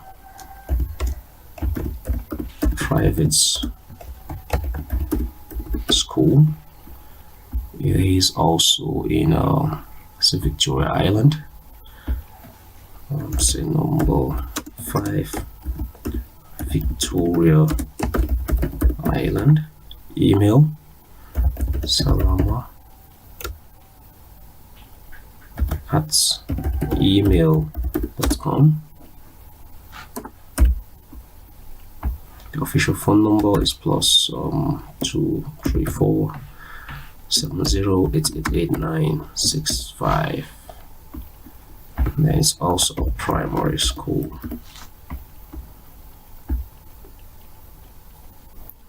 So let's also add in the third school. Here now we are going to say just different names of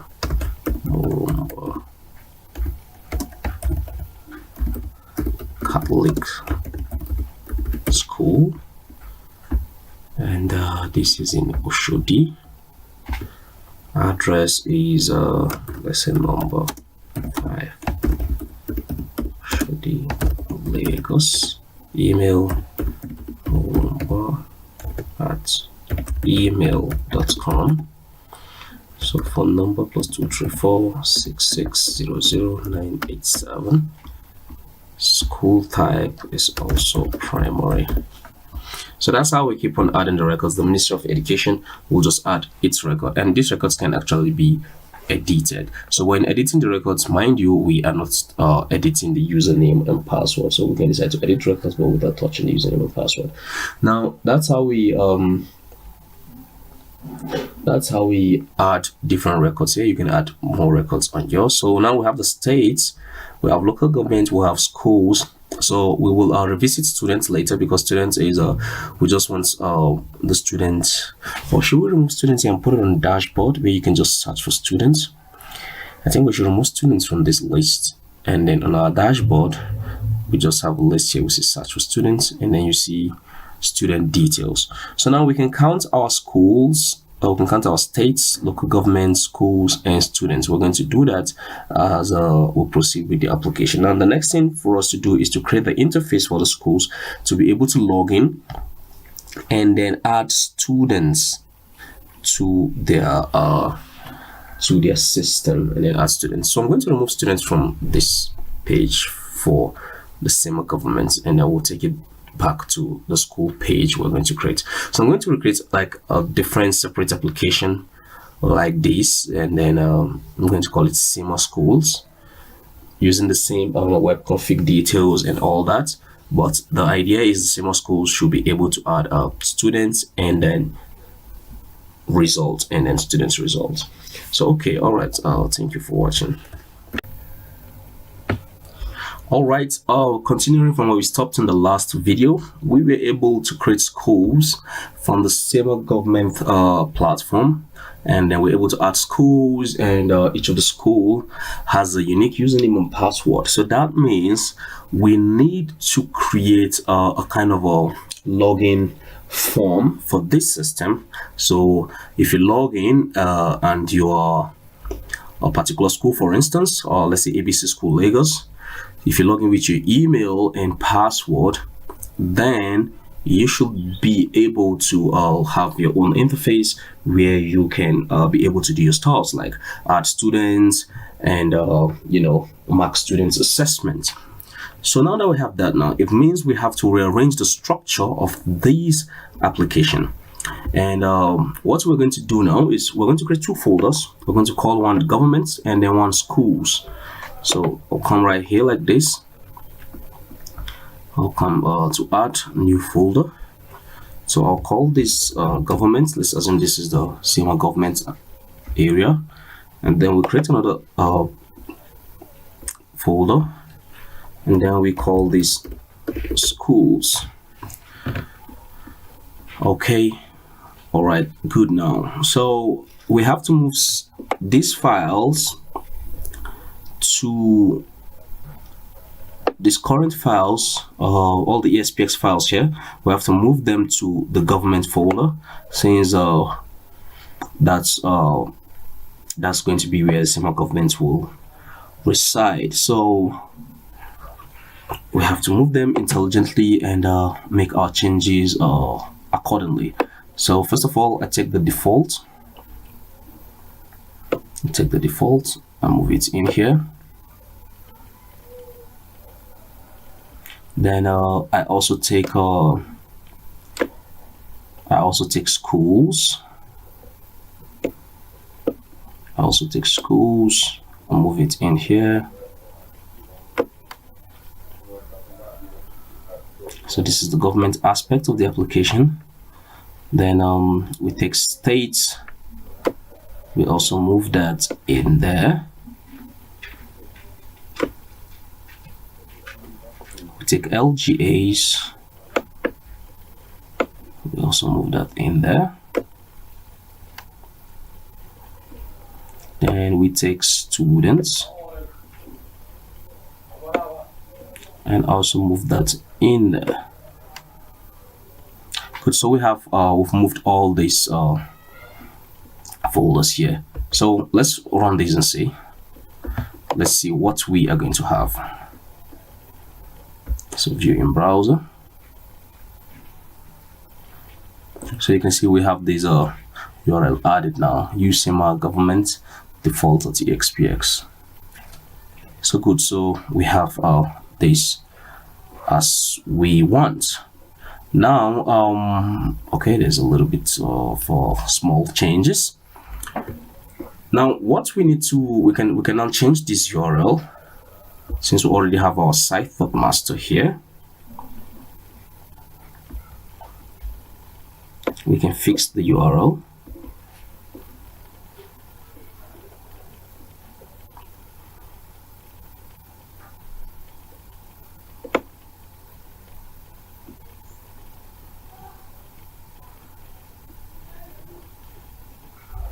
Let's like here now for the dashboard, we're going to have it like this. I'm going to go to government and pick this.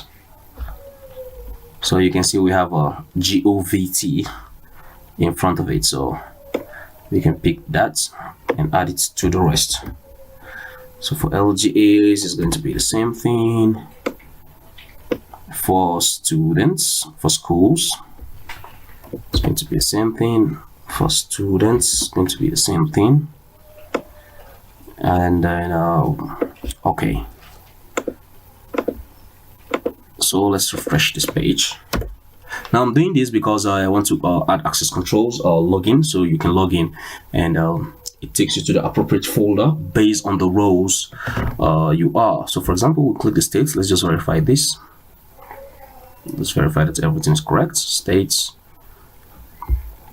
local government. Okay, need to make the changes in local government. I think we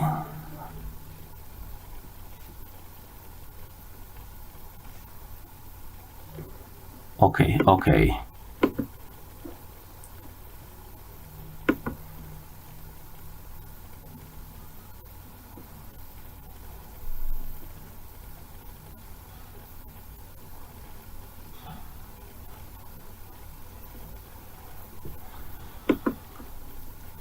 Okay, that's because everything is in the same folder here.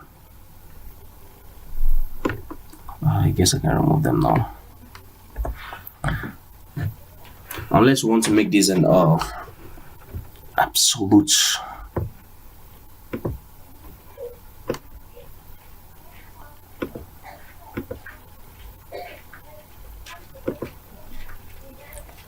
some of them.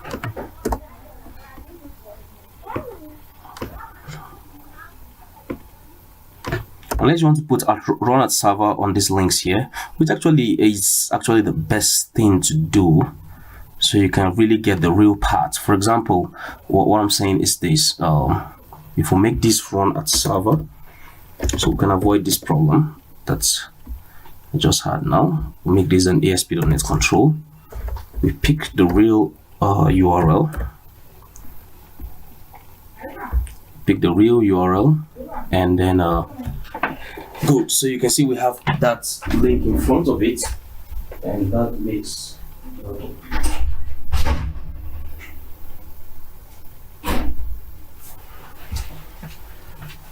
1 minute.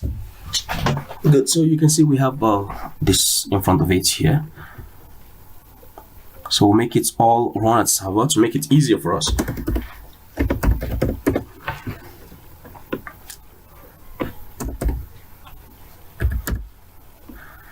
So you pick the states,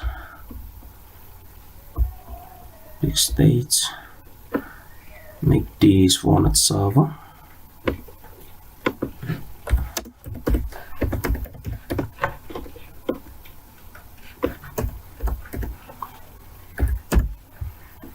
And you pick LGAs.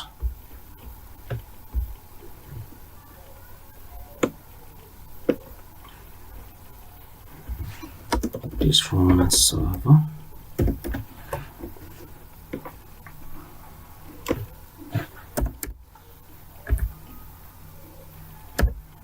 Pick schools. Make this run at server. And pick students.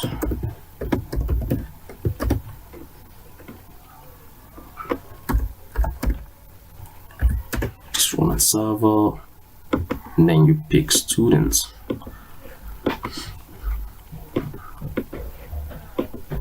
So now, since we have it like this, let's refresh this page again and check our links.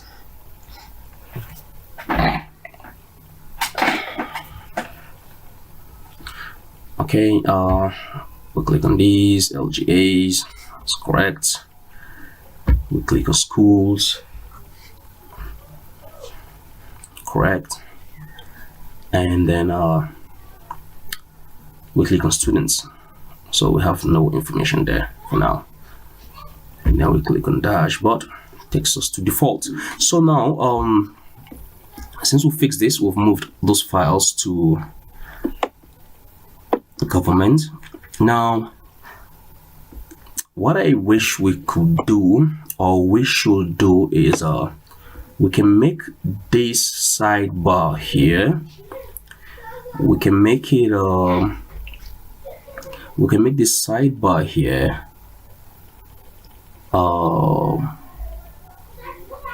We can actually make it a content control, where we can put in a content placeholder here, but that means we will have to we can make this master page a nested master page, where we have the first master page, the site.master, that just have only the header and the footer, and then we make the sidebar here, we make it a content control, just like how we have this one in the center, and then we inherit from it. But I think that would be a long procedure. Well, maybe I should just create another master page. So I'll just call that schools.master, and then just put the appropriate link. That will be easier. So let's just we'll add another master page. Since we have site.master, we have another master page called schools.master.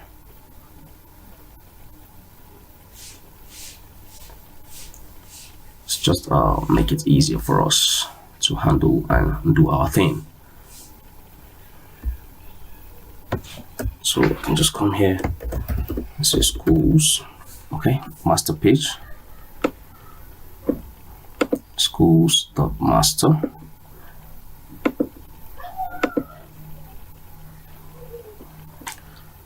So now I'll come to this site.master and copy all what I have here.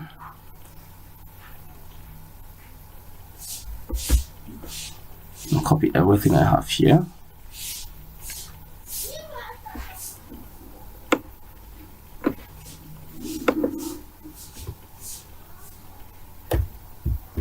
all the HTML and then place it here, because it's basically the same thing, only we just need some few changes that we can do, like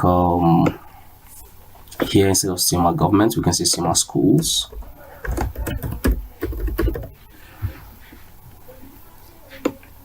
And then for the schools we have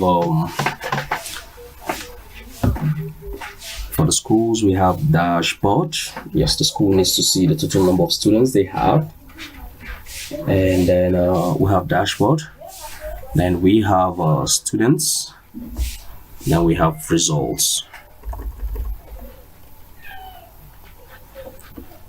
Okay, since I have students there, I guess I could just close all this.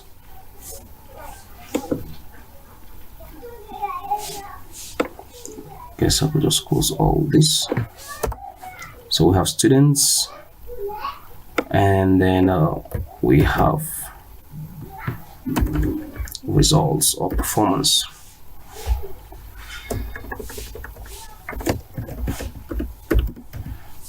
So let's say we have something like this, right?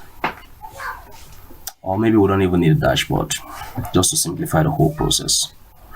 So the first link will just be the students, list of students, in which you can click and then view results. So let's see. Anyway, we will still modify these as we come into. We'll still modify these as we come into the. Excuse me, 1 minute.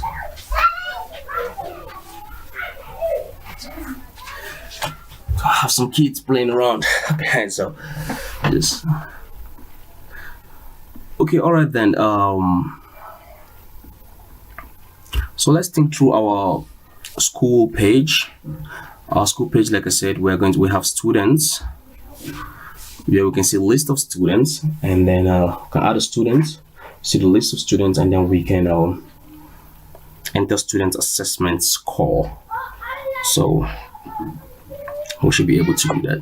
So I'm just thinking maybe we should just have a. Anyway, we will still come back to this interface. But what we need to do now is let's fix the login issue. Let's fix the login issue. And if you come here to pages, we have a login form. I think if you go to forms, or not forms, let's check UI. Let's check examples. Good. So there's login.html here that we're going to use. So we can just copy everything. We can just copy everything.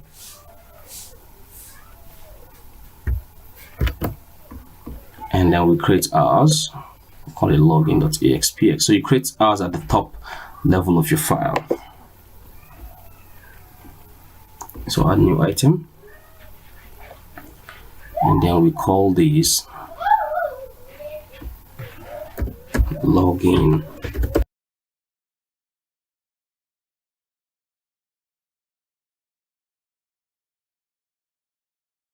And we'll replace it with this. So if you run this, you will notice the file is not as we want, and that's because the CSS links you can see. So we don't want this. We want this to be beautifully formatted, and that's because we actually picked this from a page in our template. So what we need is we need to remove all this links like this. We need to remove them.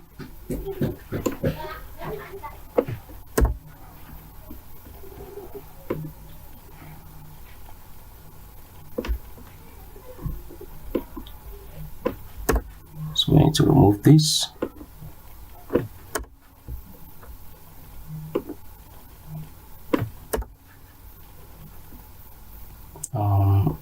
Okay, and we also need to remove this if we're going to use this link.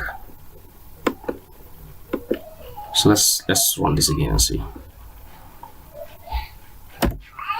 So let's run this again and see. Okay, good. So we have it formatted the way we want now, so we can make our changes. And this should be the first, once you visit our application, this should be the first page you should see. And this is where you can make your, should be the first page where you can log in with your credentials, and then it redirects you directly to whether you're logging as a school or whether you're logging as SEMA government, where you control schools and the rest. So I'm just going to modify this a little, and to make this our first page, we need to go to our web config and make that happen. We need to go to our web config and make that happen. Hey.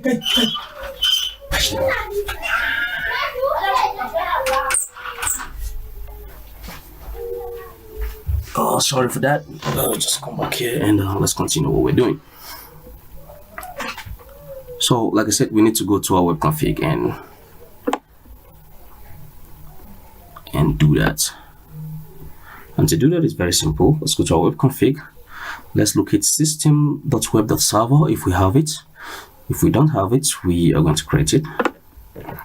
So we locate system.web.server, which is this.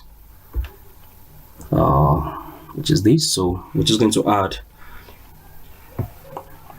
that page to be our default document. So we say default documents. Good, we have default documents here. And then files. So we add value. So login.aspx, which is our login page that we created, which is this. Login, let me use capital L since.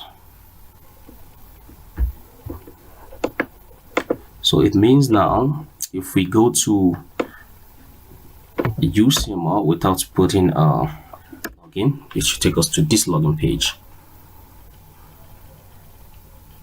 Good. So now we can now make our changes. Let's close this HTML page. We don't need that again.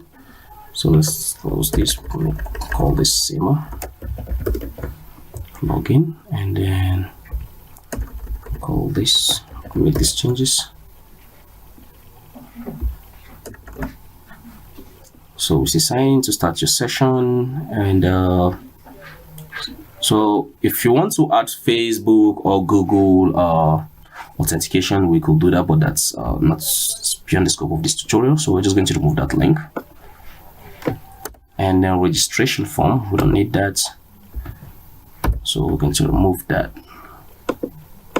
So this should give us our simple login interface that we want.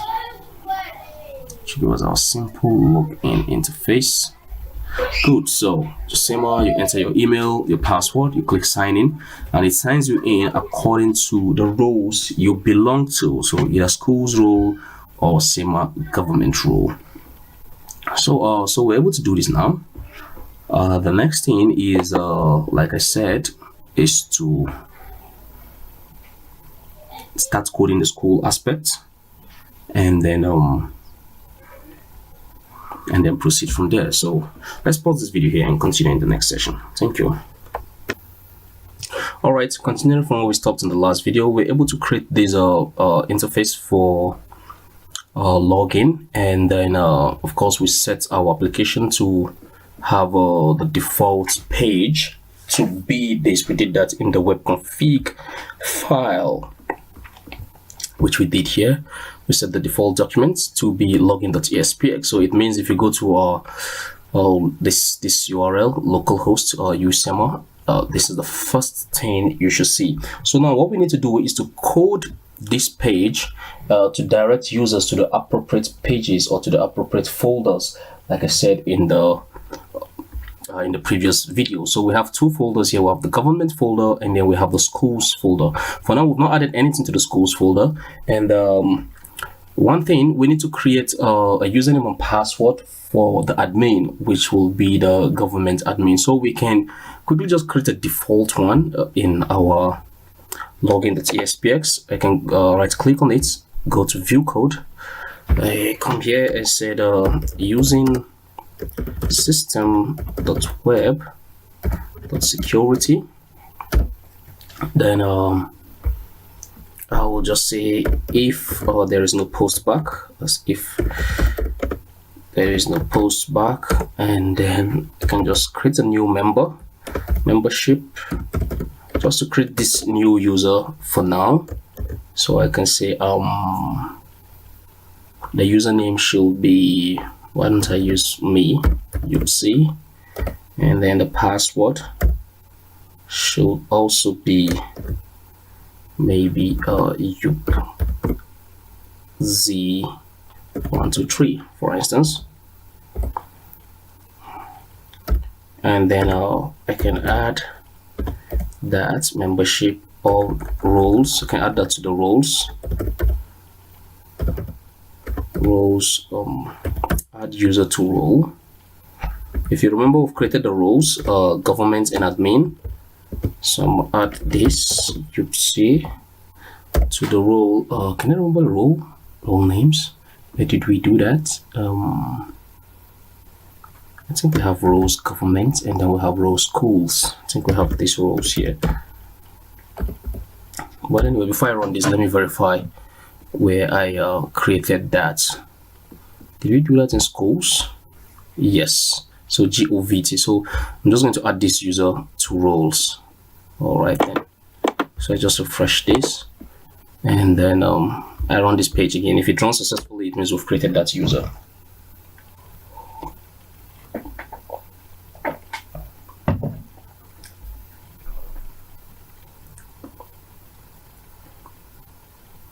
Okay, good. So we've created that user. Now I can just comment out this. Then go to the login page. Of course, you're in the login page here. Come down here. Let's quickly fix this. Okay, we have HTML controls here, so we can use our HTML controls, no problem. We'll just make this run at server, and then we give it an ID. Call these text email, and then this should be text password. So say run at server, and then ID should be a text password. So if you want to change a HTML control to an ASP.NET control, you just put run at server on that control. So even for the button, we for this button we need to put an ASP.NET button so that we can handle the on-click events. So I'm just going to drop this button here, but with the same CSS class. So I'm just going to copy this, paste it here, remove this, and then the text should be sign in. So give this button login, btn login. So we save this. Now we'll give this an on-click event. So once the button login is clicked, we want to do our validation. So if membership.validate user, what are we validating? Text email dot value, because the HTML control, so it's dot value, and then text password dot value. So first of all, we check if it's validated. Then if it's validated, then we also check for the roles that the user belongs to. Then we make appropriate redirections to the folder we want to redirect. So we also check if roles dot is user in role. So we check the role name. So we check the role that the user belongs to.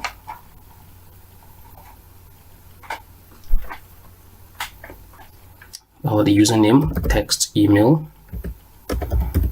dot value, and then if the user belongs to the government role, then we direct to, so say response will be direct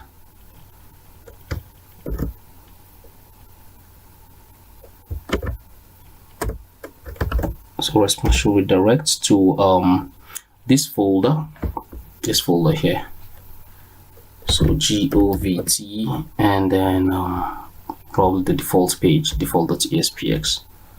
So govt default.aspx, else if rows, but user is on role text email.text value, sorry, schools schools, and I can also copy this URL, paste it here, and this should be schools, right? So schools default.aspx. Now okay, so for each of these we just keep the session name on we do this forms authentication. So we set authentication cookie, the username, text email dot text, or rather this value, I'm using the text that value, and then we set that to true. So for both conditions, this condition and for both condition.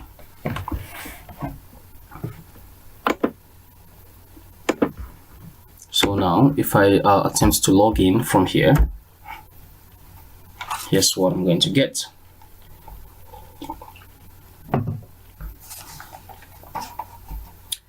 Button control button, login of type button must be placed inside a form tag with run at server. Okay, that should be from the login page. So if you can remember, we just use this control without placing it in a, without really converting it to a ASP.NET page. So we're just going to do this with just a form run at server. So just pick these, and I'll drop this here.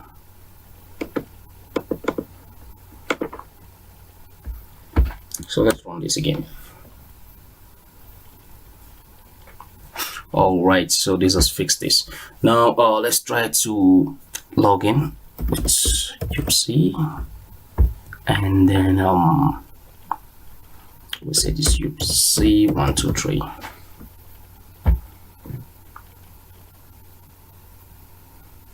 Oh, that is a validation here, so I'm going to remove that validation. This should be probably in the front end.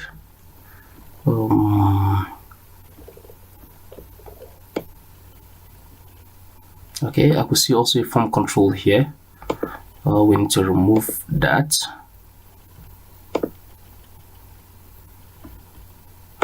To remove these, we can have two form controls listed on each other, so we remove that, and we remove the validation control. Where is validation control here? Let's look at it.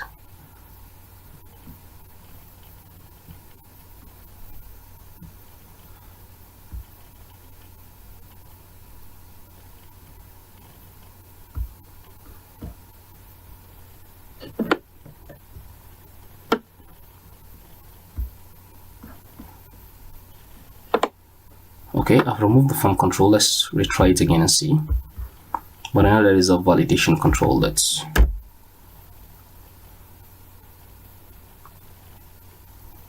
probably maybe the CSS or something.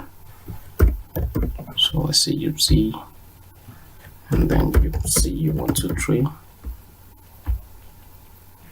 Okay, please include that email, the email address. We need to check that. If that is going to be a problem, then I believe I'm just going to remove these. Okay, placeholder email. Remove this placeholder.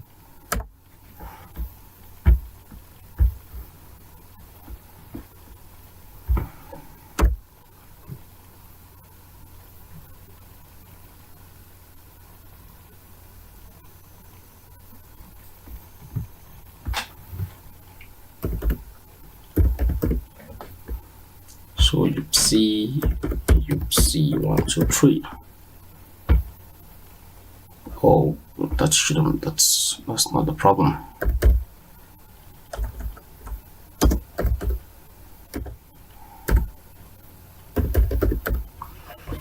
Oh, sorry, why did I even touch the placeholder? I just remember that's not the right thing to touch.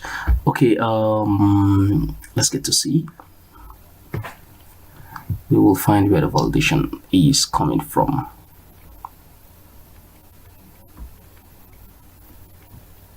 We'll have this CSS here. Type email. I need to put this type email. I don't need to put this type email.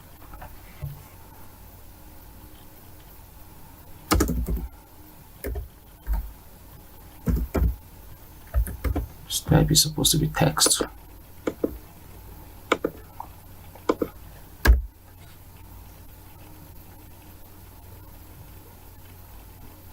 Just trying all possible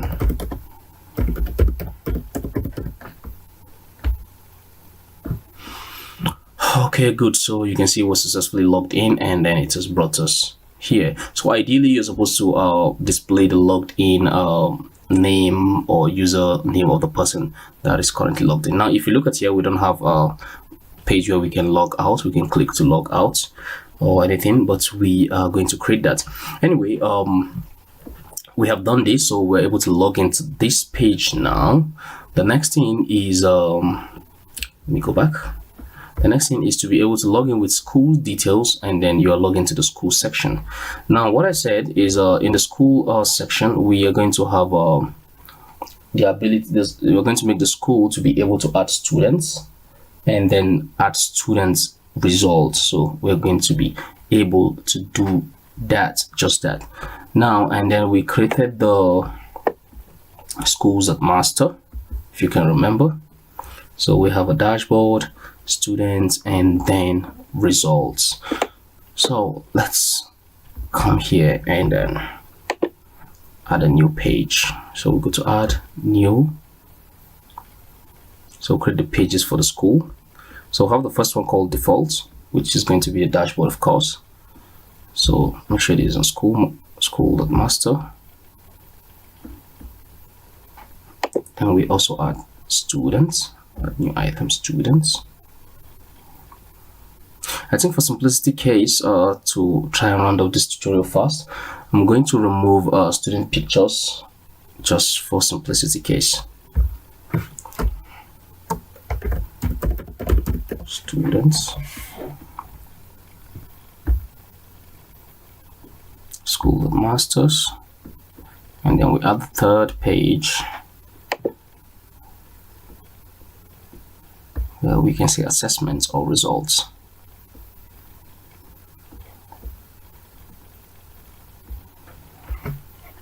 I think assessments is better, but since we're using results as a standard, so let's just put results. Make sure you select school.master, and then you add that list. Okay, so we add this now. For the login page of for the default page for schools, we're going to have it similar to the default page for the government. Only here we will just display the total number of students. But do we really need to do that? I think let's just remove that, so we shouldn't complicate things. Let's just remove this. Since we've done this somewhere else, let's just remove that. And that means for schools at master, we're just going to remove this first dashboard here. So we're just going to have students and then results, just for simplicity case. So if you're logged in, this should redirect you to schools students.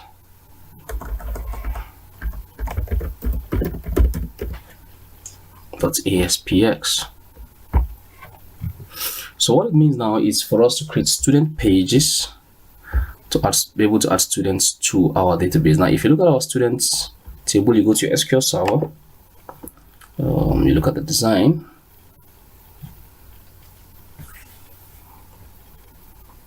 I said we should remove our student image for simplicity case. So we should remove student image. So if you look at these, for each school now, we should be able to add the student name, gender, date of birth, phone, email, and address for each particular school, because we have the school ID placed there.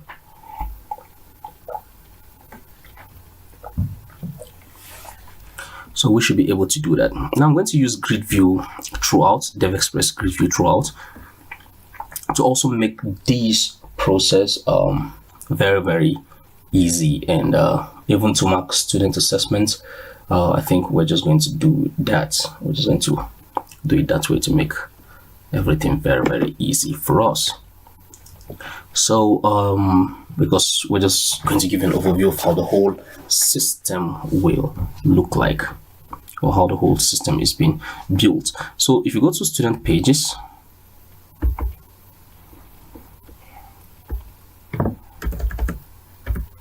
here I can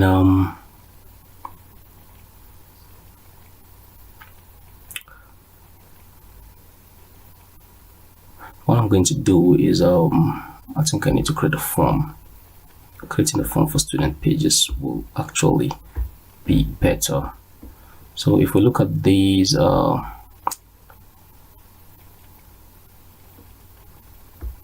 templates, I think there's a page called forms, and then we can look at different forms here. Maybe if we go to general.html, okay, see UI here too. If we run this, let's see how it looks like.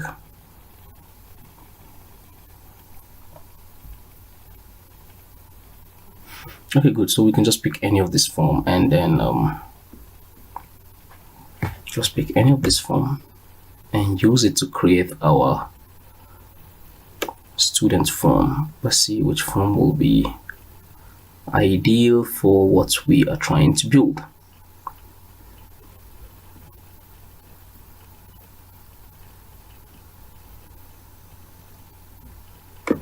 Let's pick this form, the first form here, quick example, and then we just modify it to fill in the details of students that we want. So let's pick that. So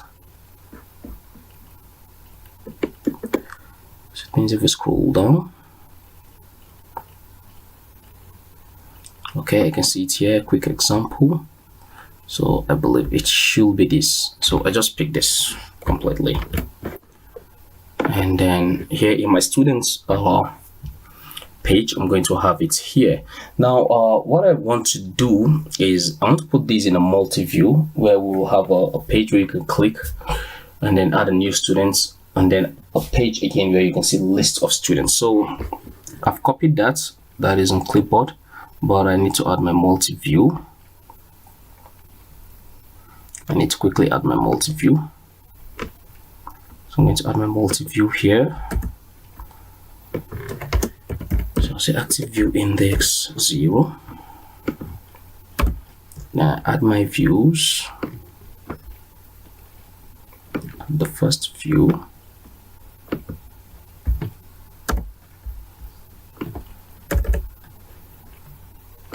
Add the second view. Now here's where I'm interested in pasting this. So I'm going to remove this form control. Just remove this. So you can see how we're playing with the templates that we downloaded from the internet.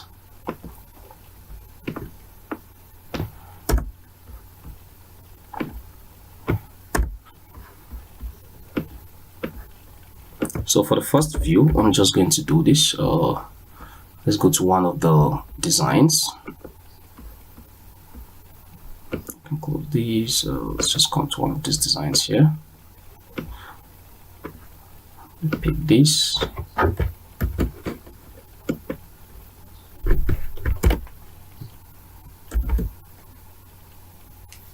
Then we also pick the grid view, for example.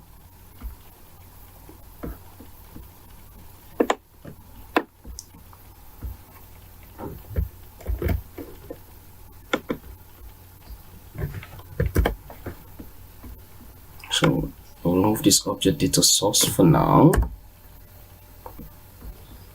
Now we need to you can see the grid view we're having a problem here. Unrecognized tag prefix. Now to fix that, you can remember when we dragged the grid view, we had this register assembly here. Now you can also register these in your web config instead of doing this page wise for every page you created. So you can also register this in your web config, but for simplicity case, let's add this here. So here we will say this is under schools, right? So we'll say students, and then here we will say students. Now I want to add a new student button. So what I'm going to do, I'm going to say div class float right,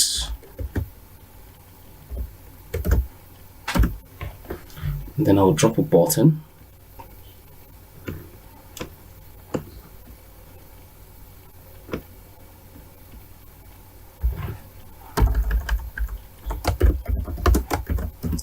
New student, btn new student, or add students. I think add students is better.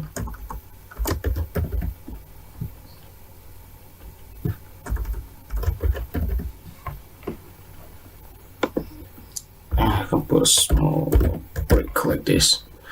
Let's see what we have done.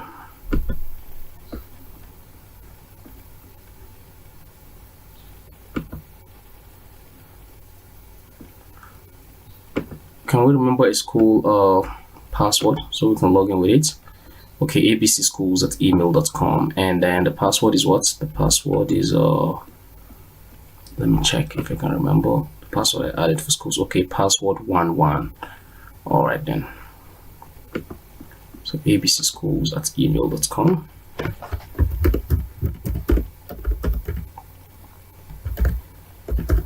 email.com, and then password 11. So let's log in.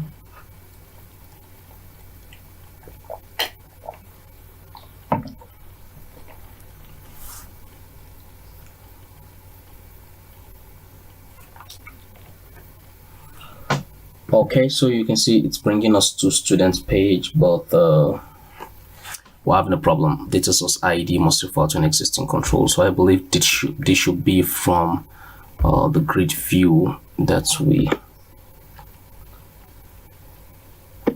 it should be from this second grid view here. So since I'm not interested in this column for now, all these columns, I'm just going to remove them and just leave the column empty for now.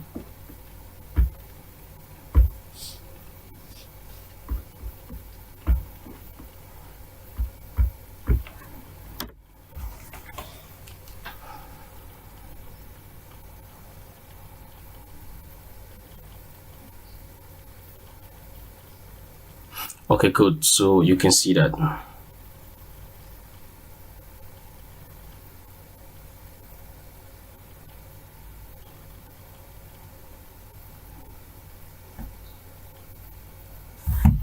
All right, so we have student page here. The idea is you click this button and then you're able to add students. So we need to also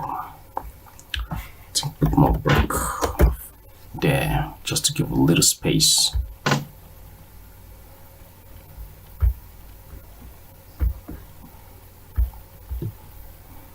And you can see we're logged in CMO school, so we have students and then results. So like I said, this is just to give you tips of the iceberg of what we can do with CMO. So the idea is you click students here, it takes you to the second multi-view where you can add student details, and here we'll see the list of students soon as we hit the page. Soon as the school hits the page, they see the list of students. Okay, so we are continuing with our design. Let's see where it can get us to. Now in the second multi-view here we'll just say add a new student.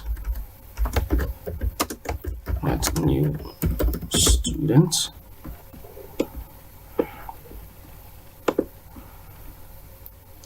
So we will try to make this form look exactly what we want. So if we go to the database, we have a student name, gender, date of birth, phone, email. So I bet I'm going to leave the email address as it is. And then the password, probably I'm going to remove that. This is to upload something. And then this is to check. Okay, so I'm just going to remove this totally.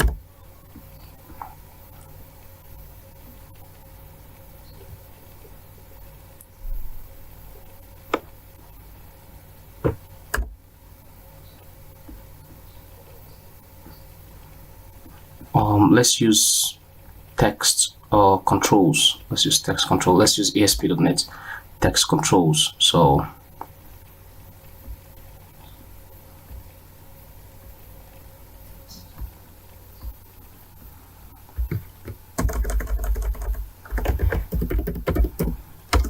student name, we have student email, student name. So just drop our text standard text box controls.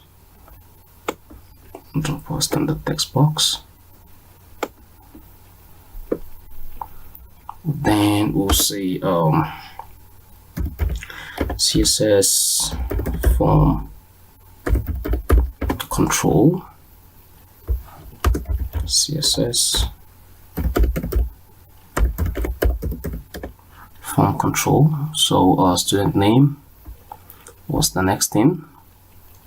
Gender, date of birth, phone, email.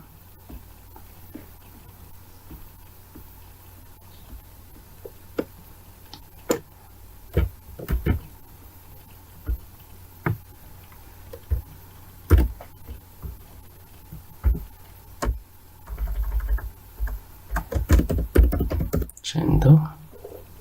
We can use our select or drop down, anyone.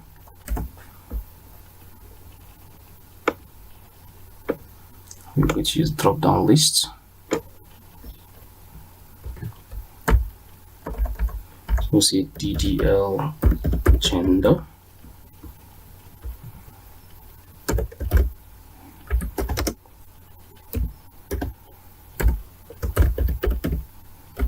Male value should also be male. And then same thing for female.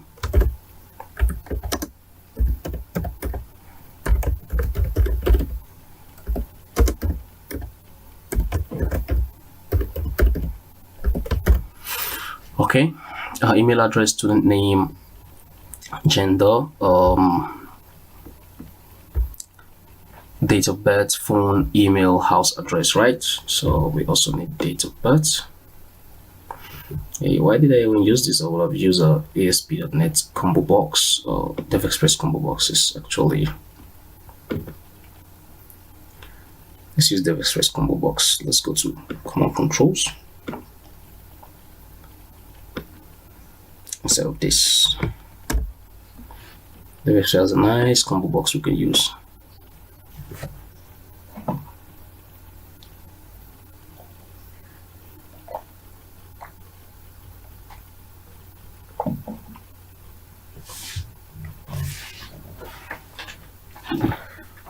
So it's trying to add the assembly system.web.command controls. DevExpress.web.command controls rather. So that's why it's taking time. Let's just be patient.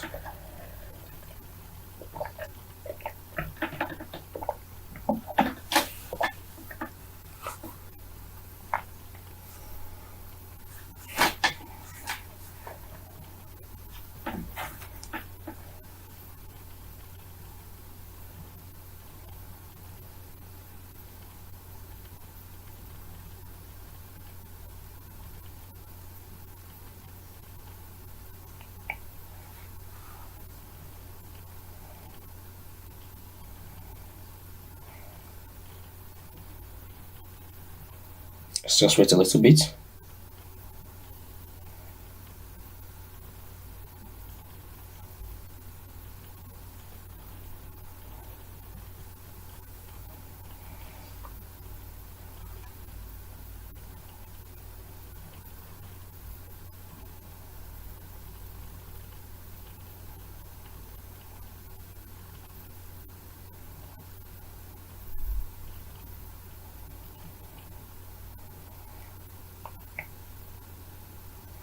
Oh, this is taking quite some time.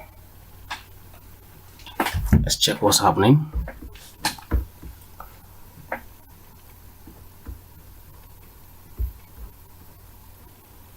Well, anyway, I guess we just have to wait.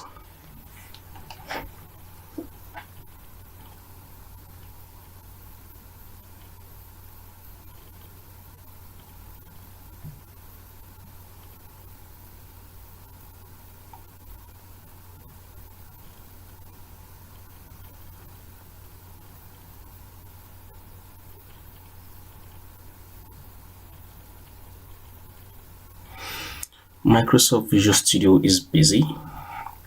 Oh, it's just taking quite some time, but well, it's done. So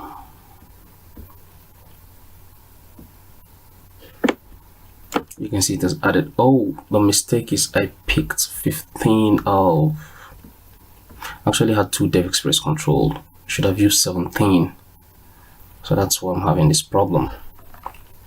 So I'm mixing 2 dev express controls at the same time. Probably this would have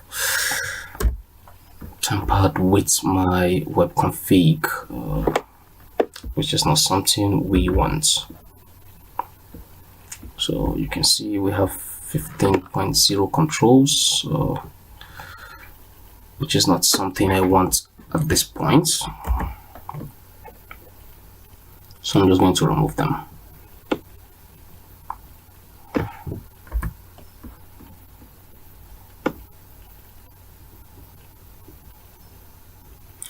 I look for any reference to 15 points, the versus 15.0 and remove. So let's go back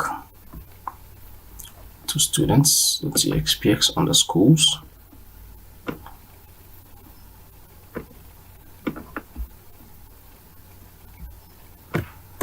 Now we drop combo box 417.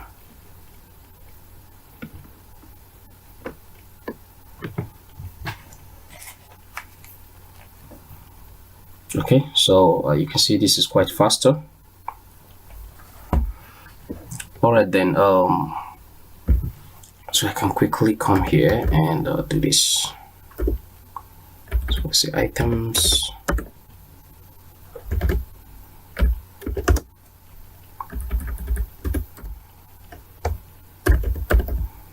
Mail value mail.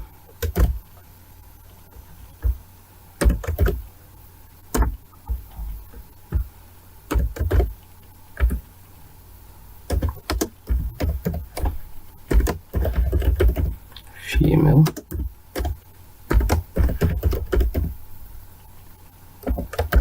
Value female. So, and then the CSS class should also be from control.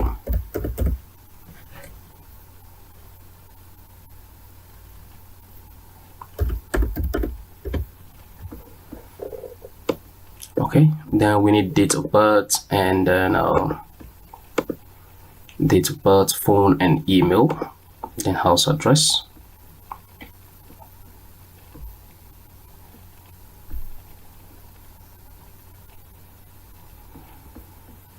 Okay, why am I having that error?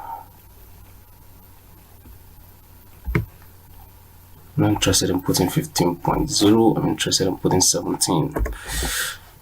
Change this to 17 and see.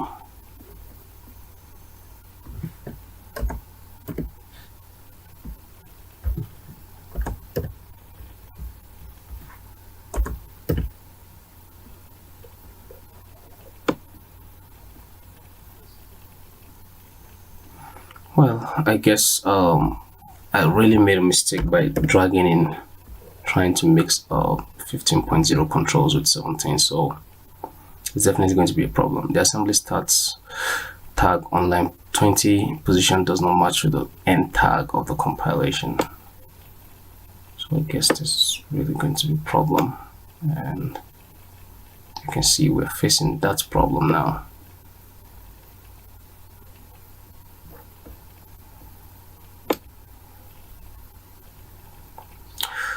What was a problem I was trying to avoid? just pray it runs. Let's check again and see.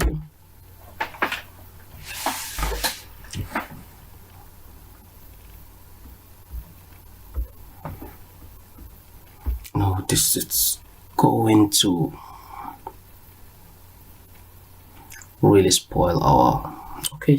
Oh, here I was supposed to end this with assemblies.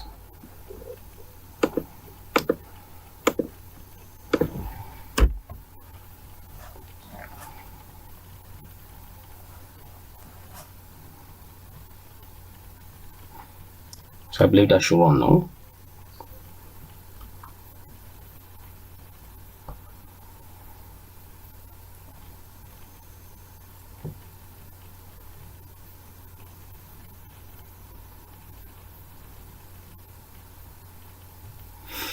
Okay.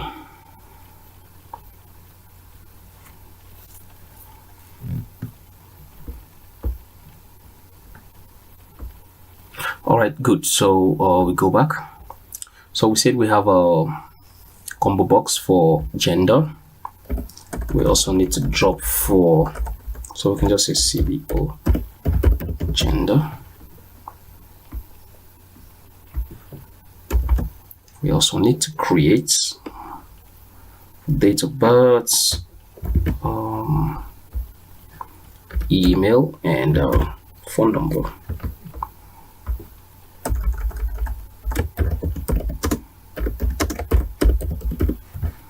So for date of birth, we're just simply going to drag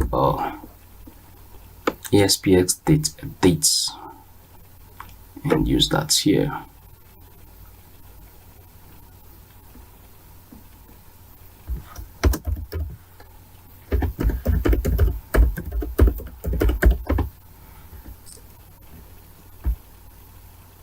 Phone, email, house address. So we already have email, so just phone and then house address. Phone and then house address. So I can just pick this or this.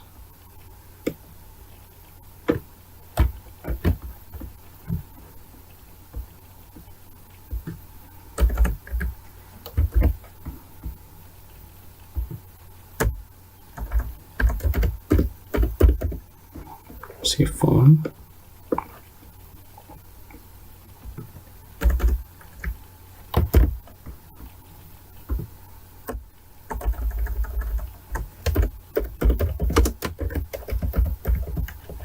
House address. So I'm going to make this text box multi-line. Text mode. Make it multi-line. Good. And then we'll make the height probably maybe 71 pixel. Is it much? Let's just try this and see. So when you click this add button, add student, and click on this, it redirects you to this view. So multi-view,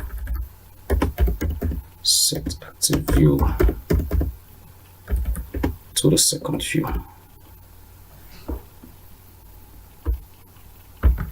Let's run this page and verify that our interface is okay.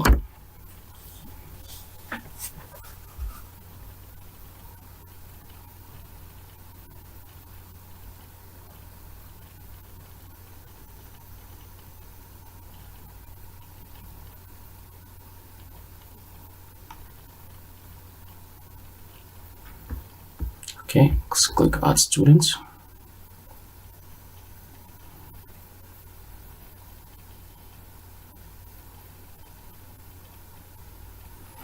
Okay, good. So we see we have this nice form, add new students, email address, student name, select gender, either male or female, select date of birth, even though the controls are quite long, and enter his phone number, house address, and then you click to submit the student.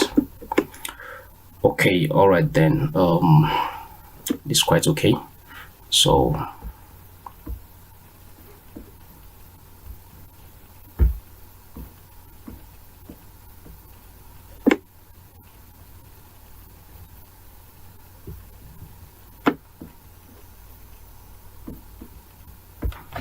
change the width of this. Probably to be 60 pixel to 60%.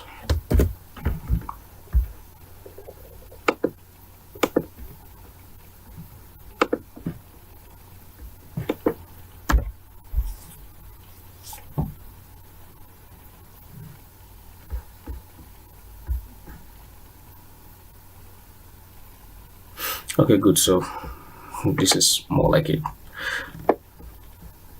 and then I can centralize that, so I can just say margin auto.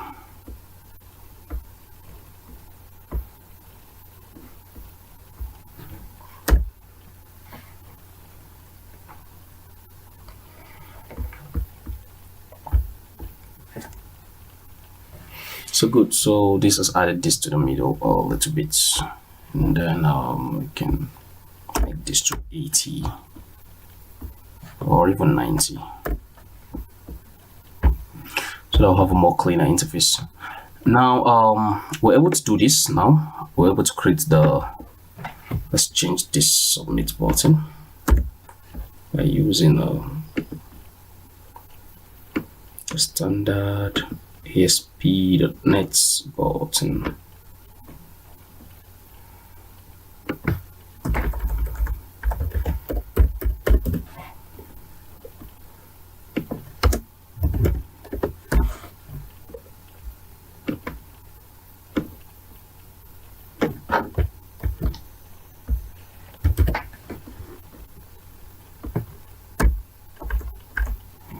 PTN submit.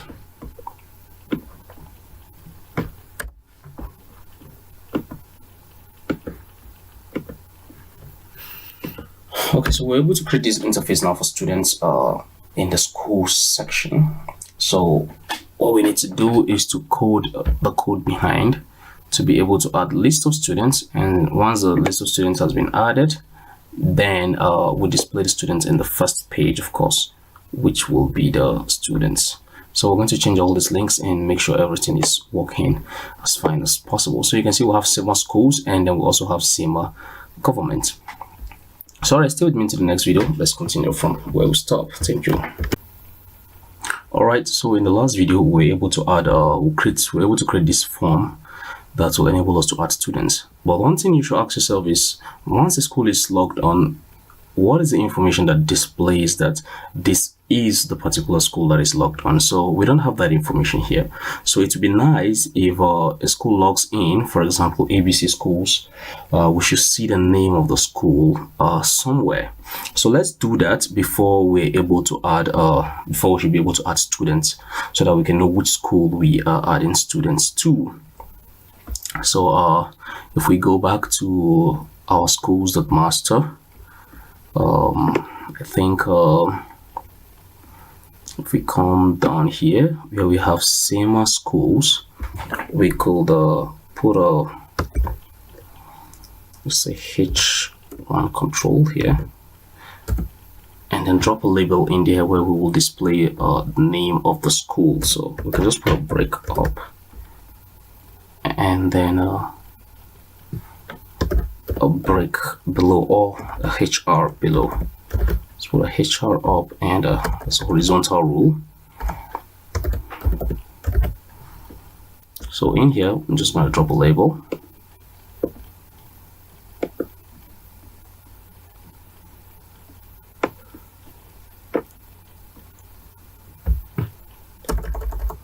I'm going to call it LBL of school name.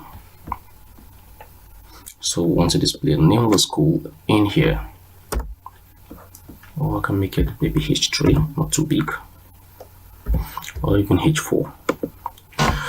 Okay then, so so it means once we are logged in here, we're going to interact with our database to get the name of the school via the email.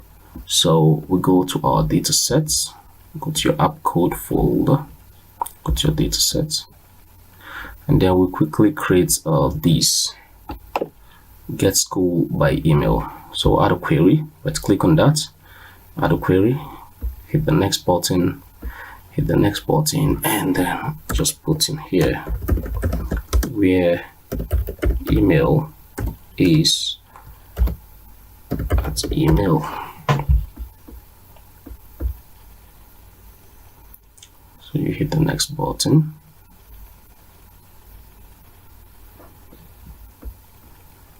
So we can just say get by email.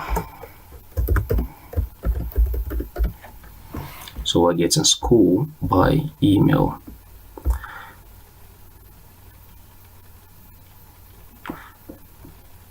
So we're getting all the information about the school by email. But then if we're just interested in getting, I think we might need this later, but if we're just interested in getting the name of the school alone, we can create another query. We can just go hit the next button, select which returns a single value. So we click on that, click on next. So here now you can just select school name, select school name from TBL schools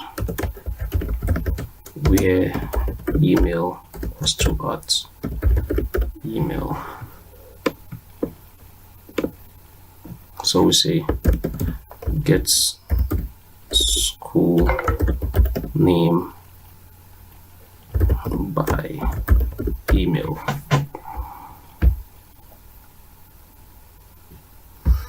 So we'll finish. So now we go back to our login.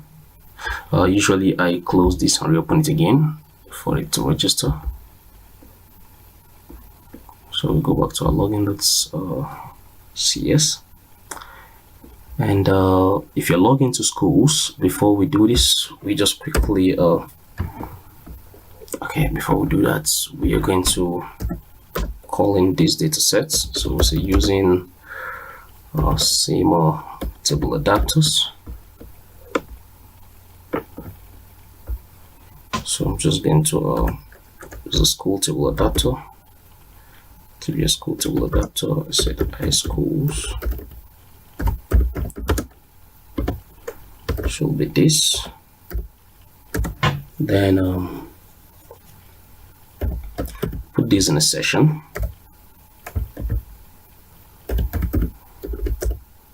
School name should be iSchools get school name by email. And what's the email? Text email dot value. So we store the school name in a session, and then we come to our school.master. We have label school name here, view code. So here we say if there is no post back, if there isn't a post back, then LBL school name, the text should be session school name to string. Good.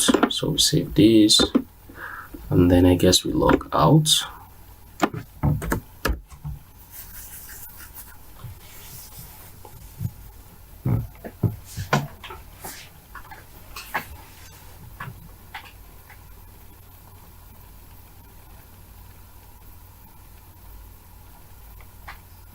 And log in again. So we say abcschools@email.com, and then what's our password again? Okay, we'll say password 11. Password 11. So I'm signing.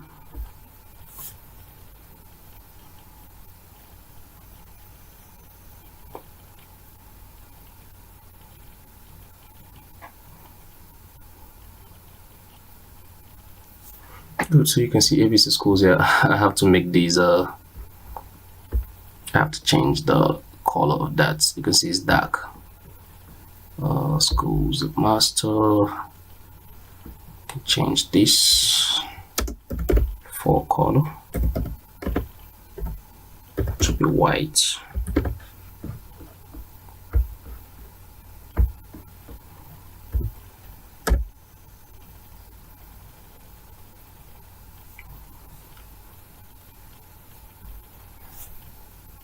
So good. So you can see you're logged in as ABC Schools Lagos. Now we also need to store a session, the school ID session. We've stored the session, the school name. It's also good we store the session, the school ID, because we're going to use it throughout in storing our records, more especially students' records and the rest, because we're referencing it by school ID here. So we can actually reference by school email, but that means we have to change our database to use a school email here instead of school ID. But ideally, it's better to use school ID. So I'm going to add a new query.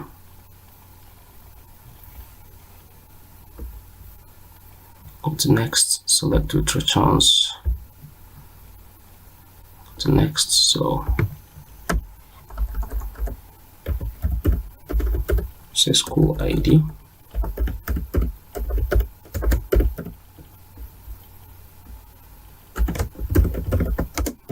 Where email goes to @email. Click the next button. Gets ID by email.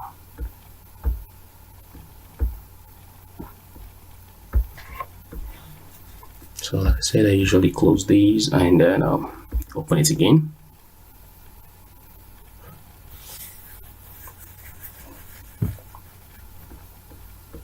So if I go back to my login.cs now, the same thing that I have here, I'm just going to say session school ID. This should be iSchools that get ID by email. That's what we said. Get ID by email. Text email dot value. So now you can see we store our school name and school ID in our session. So what's the next thing? The next thing now is we try and code the student page. Try and add a new student and then display the student. Each student that's been added, we display the students on our grid view here for ABC school. So each school can log in and do this. And once they do this, the government, once they log in from they log into their page, they can get to see a list of schools and the number of students in those schools. So that way they can quickly know the total number of students for each school in the country. Okay, then so let's try and add this now. So that should be in student page, right? Okay, let me name all these text boxes. So the first one is we say text email. As text student email. Text email. Text name. So we'll have CBO gender. Okay, we can leave this ESPS date edit 1. So we say text phone.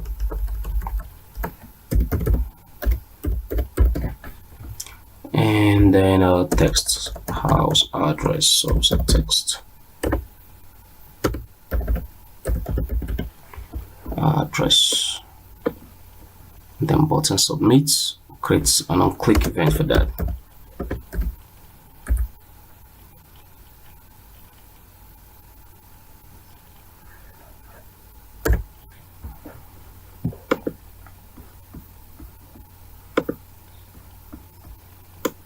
So now we go back here. Let's check our data sets. In this last data set, we created a student image. So I'm going to remove that because we've made update to the student table in our database. So I'm going to change this, if you can remember. So you add table adapter, hit the next button, query builder. You refresh, select students, add, close. So just select each student, each column.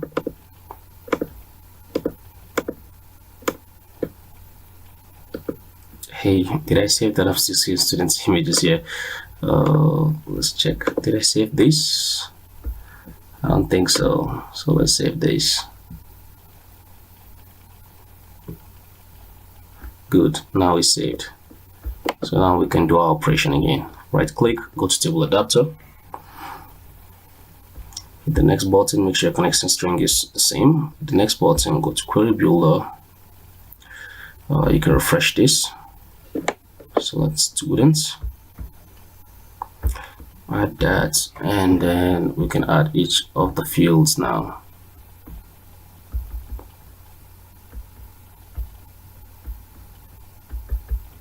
Good. So hit the OK button, the next button, remove that, and according to how we explained in the beginning. So we can drop this here. Go right ahead and save this. Good. So now what is remaining? It's we already have these, and automatically you should know that by doing this, we've already created both insert, delete, and update statements as we use this table adapter. So we're going to leverage on that to make our work easier for us. So go back to your code behind for student.espx, and then see using same table adapters. So we're just going to say tbl students. So by students is new tbl students table adapter. So and simply we'll just say I students insert records, right?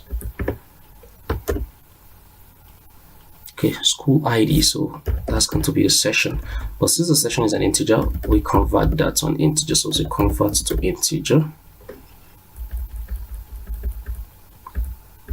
convert to integers 32 session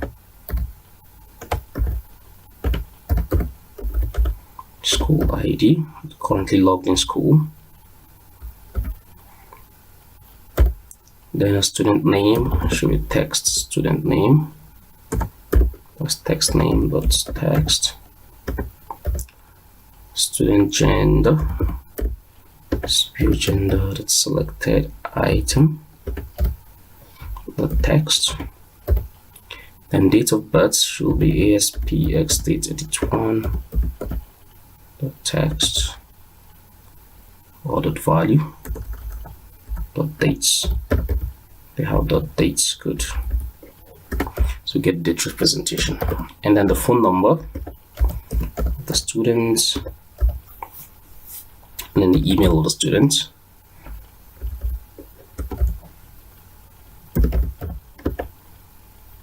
And then the student's house address.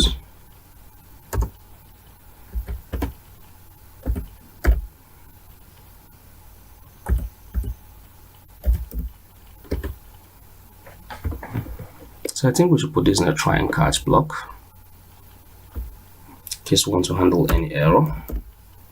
It's usually good. So try catch exception ex.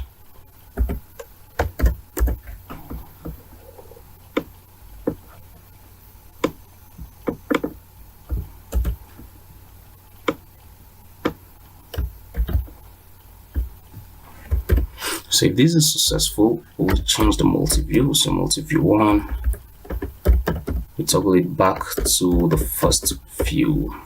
Good. Else we handle the error probably by dropping a label somewhere. We say label error, and then we just write the error that we have there. So I think I can just pick a label and then just call this label error message. Will be MSG, that's message. Make it bold, should be true. So if there's an error in what we just did, we display the error here.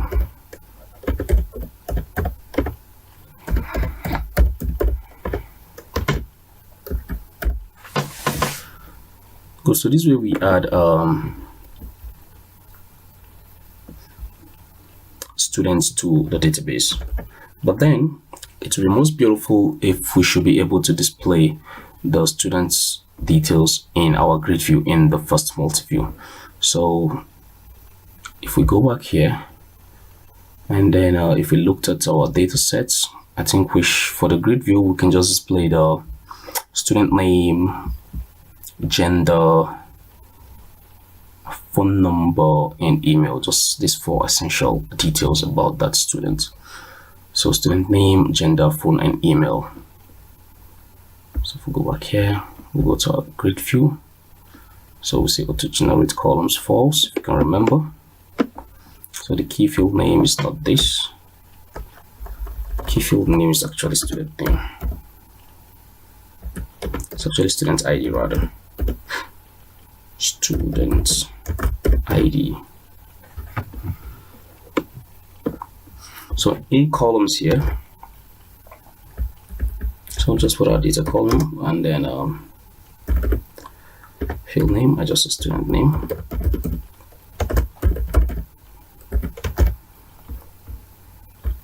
Then another column.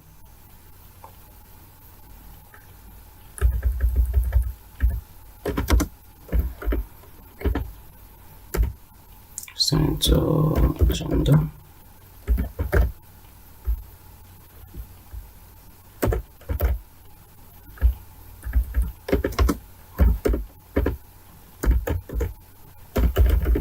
Email, and then our phone number.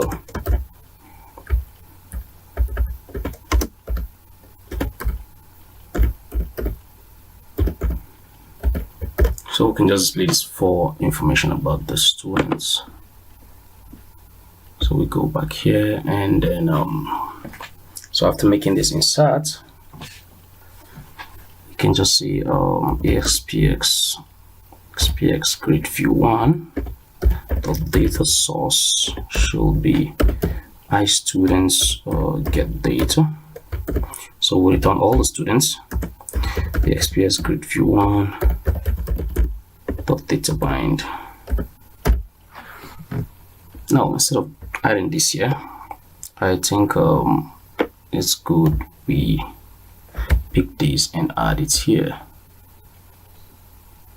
on page load. We should add this on page load.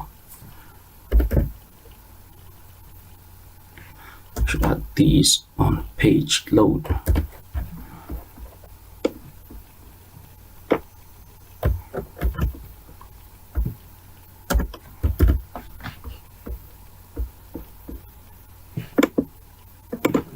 I think we should add these on page load.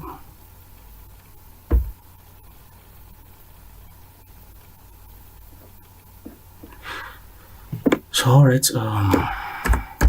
let's log in again and test what we just did.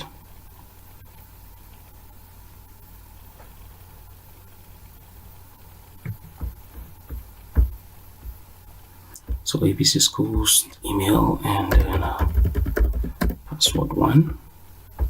So you hit the sign in button. Oh, password 1.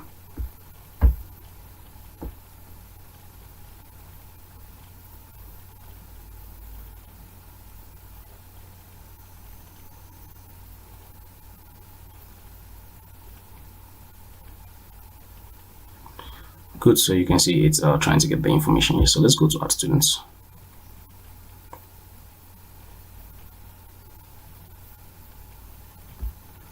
And then email address, let's say student1 at email.com or at abc.com. Let's say that's the email of the students. Student name, let's use my name. Yubamoazu, gender male, date of birth, Let's just select any dates since we're not validating the date. And then phone, let's say that's the phone. House address,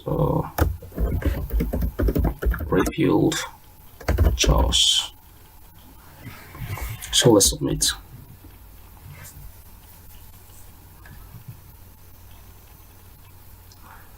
Okay, so what's the issue?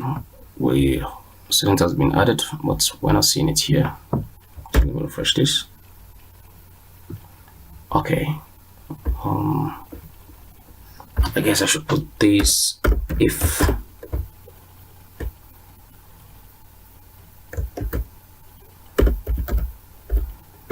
there is no post back.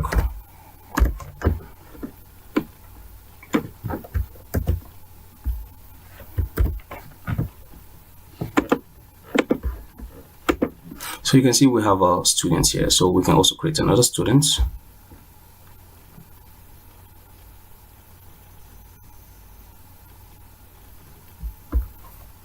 Let's say std2 at abc.com. Student name, let's say do some colleague, gender, male, date of birth. Let's say this is date of birth, and here's the phone number, for instance, and then house address. Let's say Badagry, Lagos. So we submit that.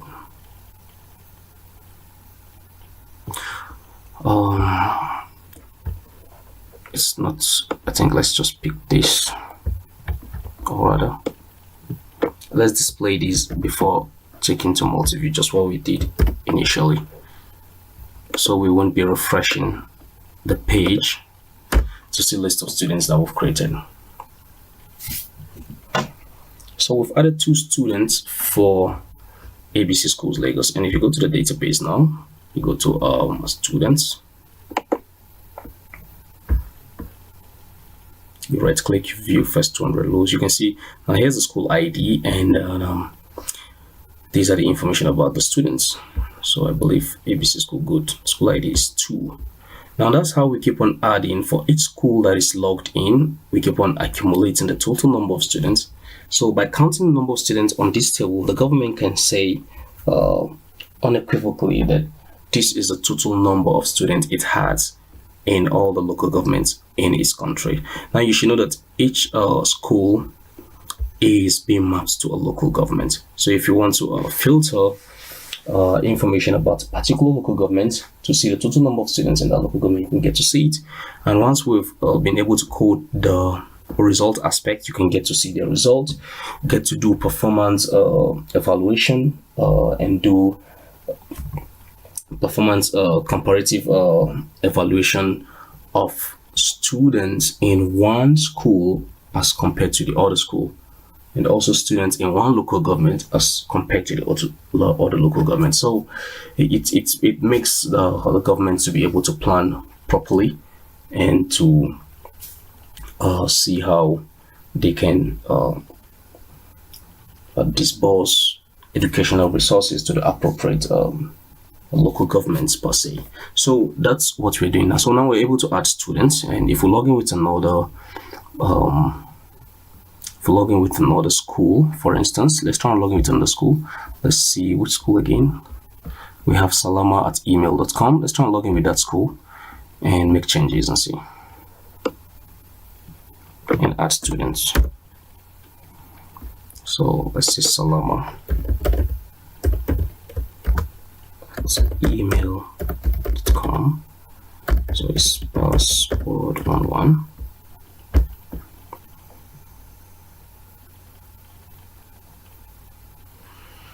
Okay, I guess there is a problem because, okay, good. Do you know why we are getting the list of all students here? It's because we are not, we just got the list of all students in the database, we didn't filter by school. So that means we need to change that. So here is not supposed to be get by data, it's supposed to be get by school ID. So we come here and then we create that. So we want to get students by school ID. So you come to add query, go to next, and then you say yes, school ID equals school ID. So this way we can filter by school. So get by school ID.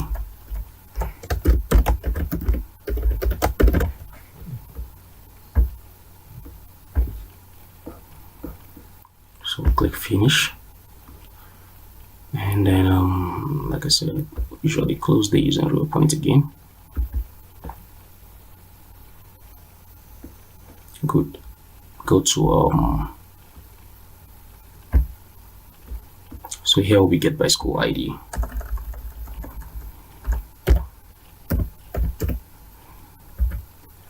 And if you remember, we've already stored that in our session. So we say session school ID. Good. And then of course we need to convert this to integer.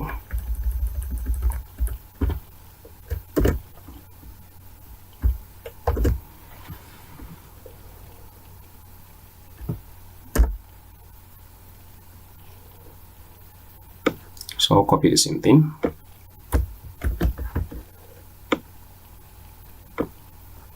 And then paste the same thing here. So if I log out and log in again with Salama, you will see that if I log in again with Salama Private School, I'm not going to see any list of students here. So we can add students for that particular school.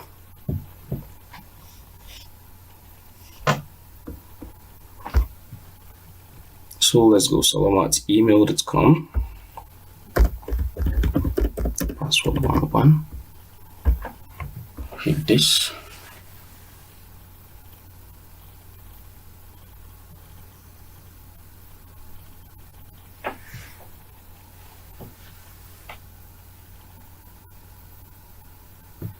Okay, good. So you can see we have lists. We don't have any list of students here, so we can add a student for this school in particular.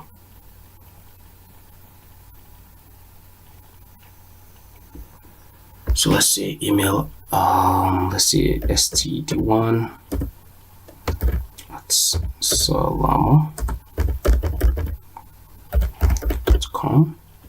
Student name, I have a brother called Sadiq, so I say Sadiq. Gender, he's a male. No disrespect to female viewers, I'm gonna add a female soon. So phone, let's see, here's the phone number for instance, and let's say Maryland, Lagos. We have Maryland and Lagos too. So I hit the submit button. Good, so we have that student here. So now let's add a female student. Okay, you see we didn't clear this, so ideally after clicking that we need to, after saving, we need to clear this form. So but since we didn't clear that, I'm just going to use that again. So let's say student 2, and then let's say Nancy James, and then she's a female. I said date of birth is the same thing, and the phone number is changed a bit. Let's see, here is a phone number. And let's say she stays in Maryland too. So you can see we have Nancy James and this. So we have 2 students in Salama Private School. We have 2 students in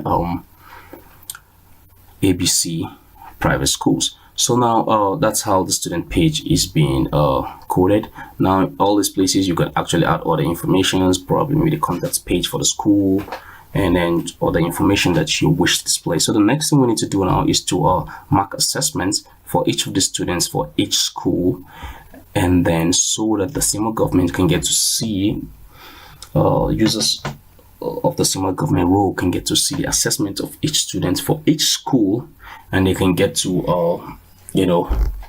group by local governments, by school, by state, and all that. So mind you, these schools are schools under Lagos State. So you could actually display all this information here if you want to. So okay, we have this now. Let's pause this video and continue in the next video. Thank you for watching. Okay, if you recall, in the last video we were able to add students for each school that are logged in to our SEMA Schools platform. Now we should in this section be able to add results for each student just to mark their assessments, and then in our basic courses of English, basic science, basic technology, and mathematics. So we should be able to add that here so that the admin that logs in to the SEMA government should be able to see the students' assessments and can make comparisons between schools, between local governments, and between states. So we already have our link here, and if we already have this page results that we have created. Now I'm going to go to students and just try to modify the interface that I have a little to fit what I need. So I'm going to pick this first, and then I'm going to dump that here. Should we use multi-view? Yes, I think we can use multi-view, or we can even use a grid view. I think we can just use a grid view. So we have this.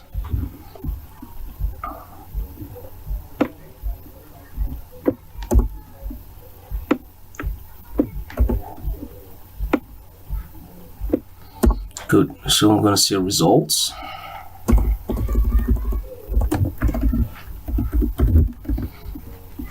And then we have results here.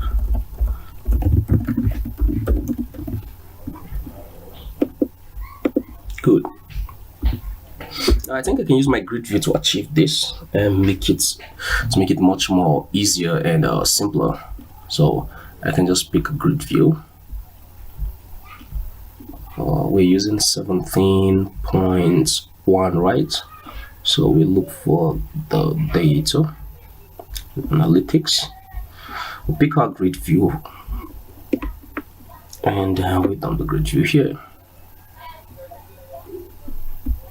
Okay, so make width to be 100%, and then data source ID should be object data source 1.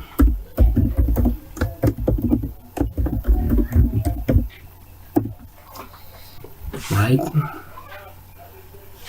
so save these, and then if you recall, we want to add students assessments. Okay, we've not added the table here, but we have a table here, so you can see TBL students result. Check the design.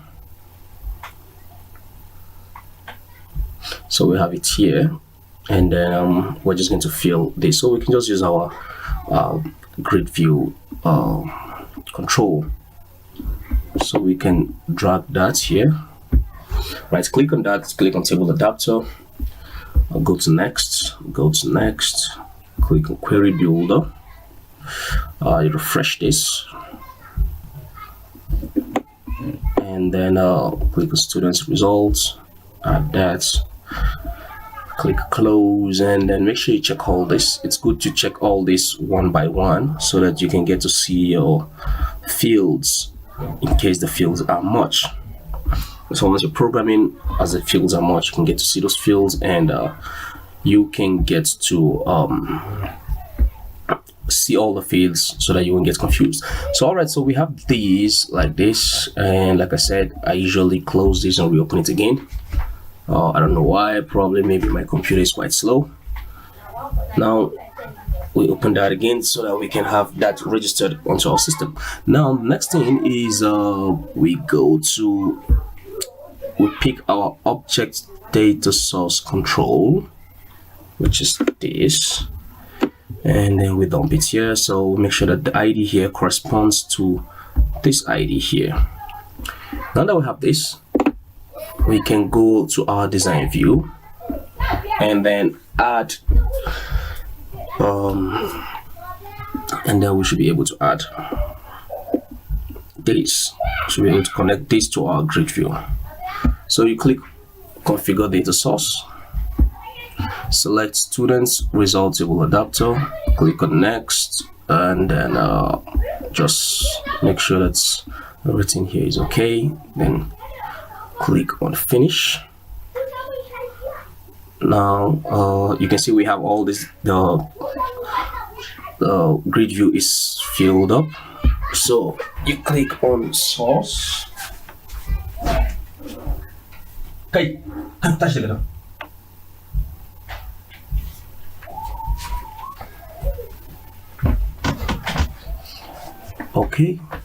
sorry for that interruption. When I shoot videos in the morning like this, because of the lockdown, a lot of kids are around, they don't go to school, so it's kind of noisy a little bit outside. Okay, now I have this. All right then, good. So we have this now. We can just quickly add our add delete, and you can see using this method is actually very easy, very fast, and you know, less error prone actually. But sometimes you might not want to use this method because of user friendliness. Some users might not really understand using this kind of method. So you just have to check between this method and the last one I did on students, which one fits your scenario if you're designing applications like this. So we say show new button in header. And you can see as I'm using the grid view, it's actually make things very easy for me. So I have these, and then okay, the only thing now is I'm displaying student ID and not student name, so I have to look for a way to have a student name displayed here. So I have to look for a way to do that. Now there are different ways we can do that, but one of the method I'm going to use is I think I'm going to use views. I'm going to use views.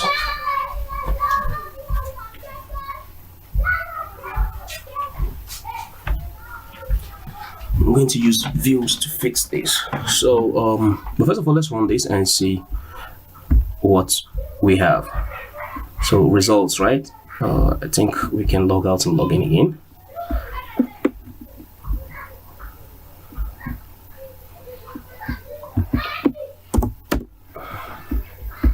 Let's log in with abcschools@email.com. So we have abcschools@email.com.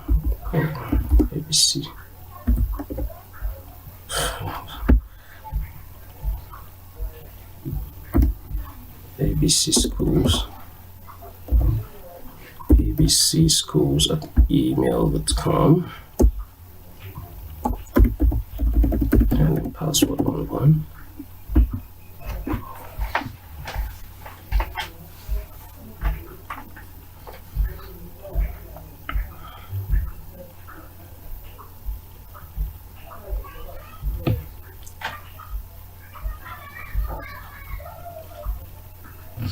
So good. So if we click on results, okay, we need to connect this to result SC to showing students.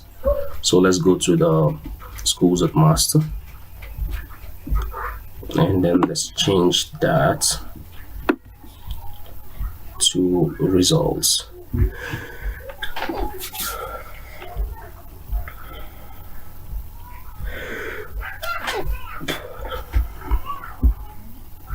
And it's even taking us to the same government aspect. So here is supposed to be schools. Schools.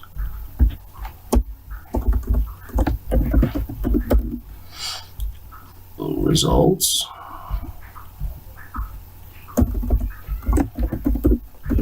schools, students.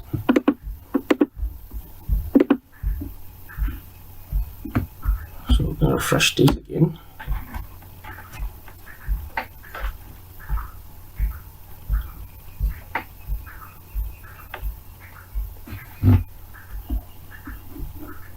Okay, so click on this. Good, so you can see now. So it means you can see we're having a student ID, result ID. So we need to display student name here. So we can quickly add result for this student by clicking on this, and then we enter the details. So you can see we can do that. Now, like I said, there are different methods. We could use view, and then we could use a combo box. I think what we should do, we should do a combo box here so that we can select the students. You know, just get a list of students or something else. So let's do that. So let's create let's make this a combo box, and then let's make it a combo box and get students by school ID. If you come here, you can see we get by school ID here. So we'll return a student by school ID. So we can use that. We can use that here, and then connect our object data source control to that. So we can do that. Now let's go back here to results, and then to show you a technique we're going to use. So we'll come here, we'll drop another object data source control, say object data source control 2, and then we'll make these to be data combo box column,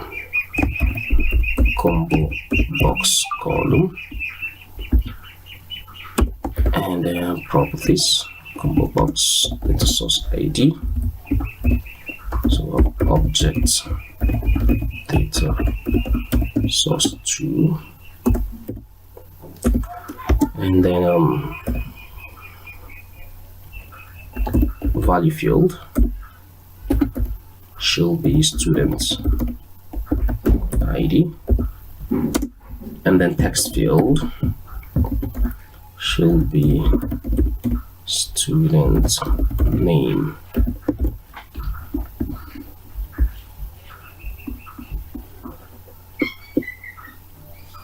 So we have this, right? And then so we have object data source 2. We can go back to the design view, click on this, we go to configure data source, and then we select TBL students, go to next. Now in our select statement, you can see we have two select statements. Now we want to get by school ID. So the school that is logged in, we get the session, and then we should be able to return what we need. So for the updates, we don't need all this. Set all this to null. Insert, set this to null. Delete, we set this to null. So good. So we have it on our select. So we go to next. Now you can see it's asking us for parameters. So define parameters, because we have a parameter school ID that we need to pass. The wizard has detected one or more parameters in your select method. For each parameter in select method, choose a source for the parameter value. Now the parameter source is, we want a session parameter because we already have that. And then the session field is what? Is school ID, right? School ID, that's what we define as a session field.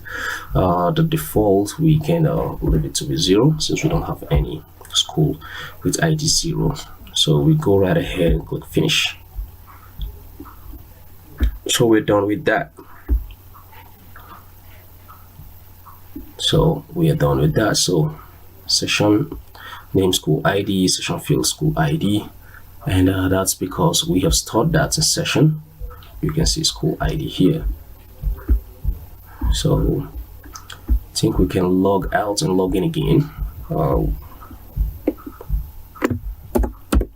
going to leave the log out option for you as an assignment to learn to do that yourself. So abcschools@email.com. So password 11. Click on login, sign to the system. So we go to results. We go to new. You can see good. So these are students in this school, ABC school. So you can see these are students here. Good. Let me cancel that and make some changes first. So I'm going to change these. I'm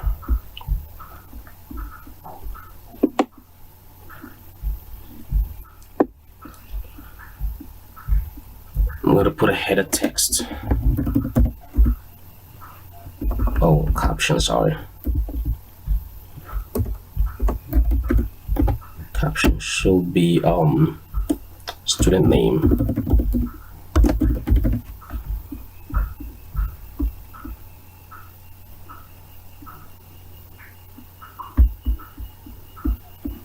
So we're going to refresh this again.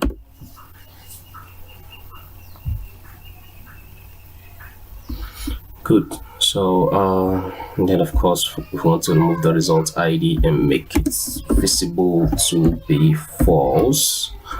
So we refresh this again, save and refresh this.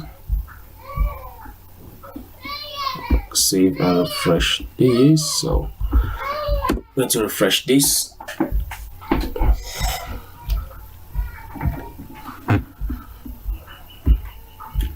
Click on new, select students. Let's say the students here. Now session name, let's say 2020 session, 2020 academic session. Now you could also expand that, create a database, a table beyond that and all that. So let's say first semester or summer semester, and then in English, in overall, let's say the student got 67. In mathematics, student was brilliant, set 90. In basic science, the student got 56, and in basic engineering, the student got let's say 87, for instance, 87. Good. So we've added this student's record. Now we can go again and add the second student. Select students. So colleague 2020 session, 2020 academic session. The semester is first. So like I said, this is just the tip of the iceberg on what you can do with SEMA application, school electronic management application.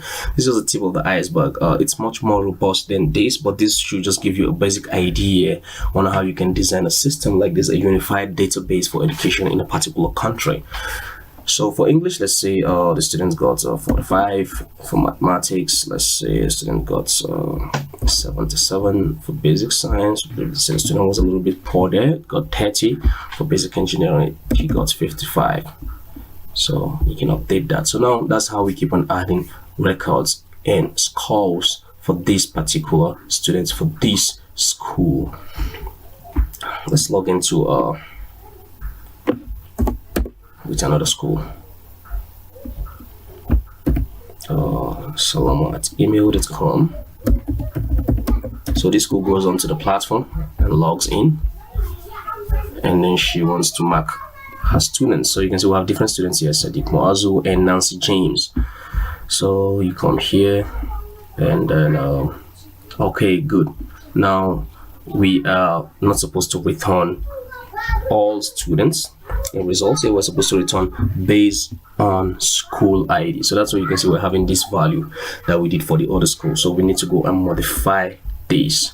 Now for our object data source 1, our select method is supposed to be get by school ID.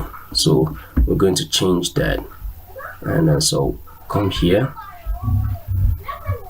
Okay, now there is a problem. The problem is there is a problem. The problem is in our design of database. The only way is we can return this from a view, because we don't have school ID here. So the only way is to create a view out of this, and then we can create the view here, or we can create it at the database level. Let's try and create it here and see. Table adapter, click next, click next, query builder.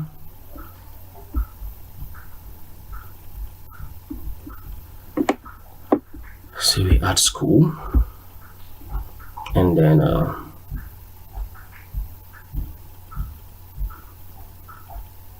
not school, rather. Go to query builder, student results, we add that, and then students.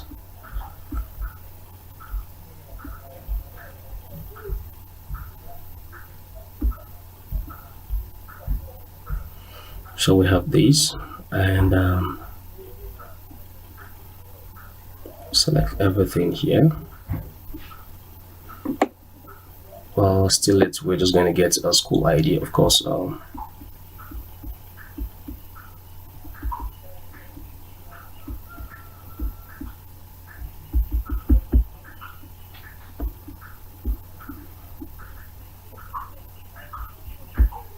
So add a school ID here.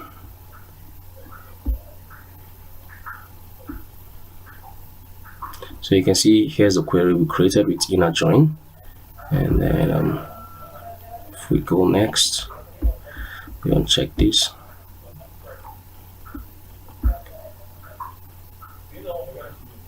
Now with these, we wouldn't be able to send updates to our school, to our table. We wouldn't be able to send updates to our database.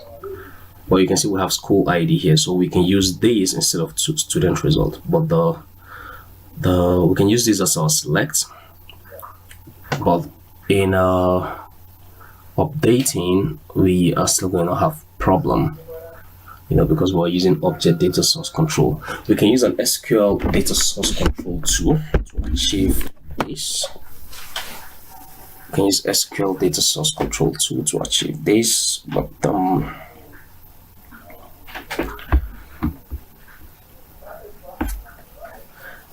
let's just explore different method. I'm going to delete this table, but let's just explore different method. Let's go back to results, and then let me see what we can do with SQL data source control.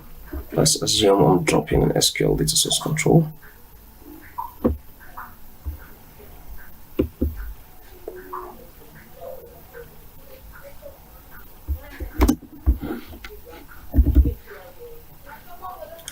So let's just select command.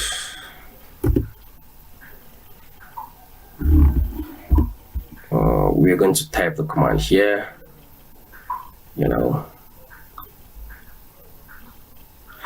Means we're going to type all commands, and that might be a long method. So still remove this.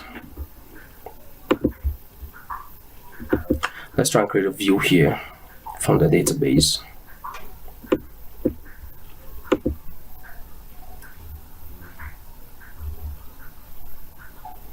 View of students and student results. Let's see what we can do with that.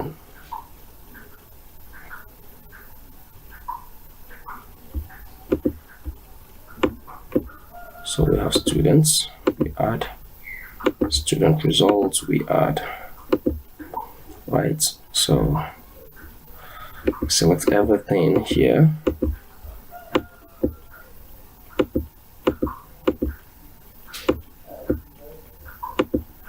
And only the school ID here, and probably with the student name we're interested, but let's just leave this like this. If you run this, you can see we have these first two results we've added. So I'm going to save these as view student results. So I'm going to add this as view student results, and then we click OK. Now I'm going to go right ahead and save all this. Then I come to this place, add table adapter, click on next, go to query builder, refresh this. The same thing I did for the data table, that's what I'm doing here. So you go to views,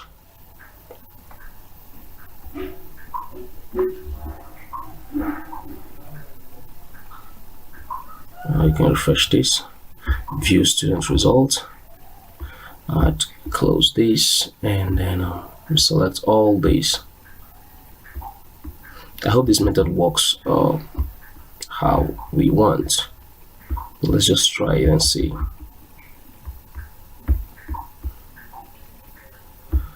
You click OK, click on your next button. You can see this is unchecked here because to make an update to view is not just okay. But anyway, let's just add that and see and try it.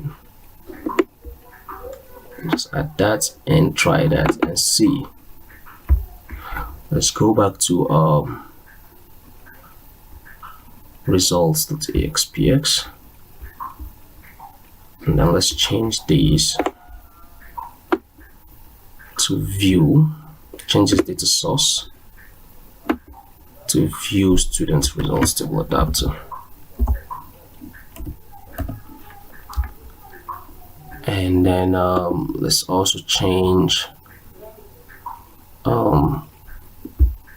this to get by school ID. So add a query for the select method.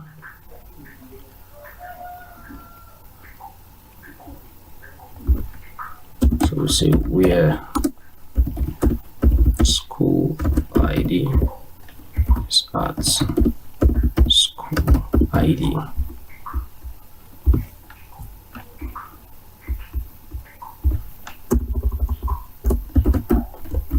Okay, by school ID. The next button, click finish.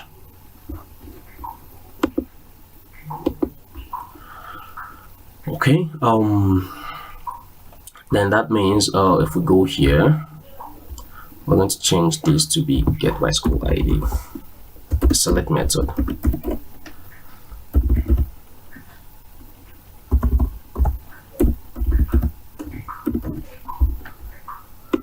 And that means this, we're going to have a, for the select method, we're going to have a parameter, session parameter. Call that select parameter.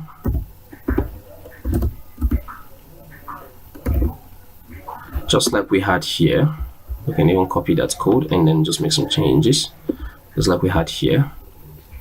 So you can just copy this.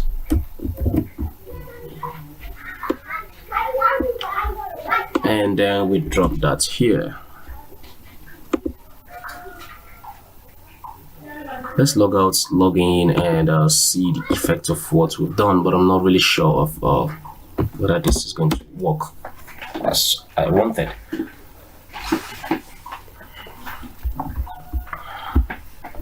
So we're logging with Salam, alright, salam@email.com, and password 11.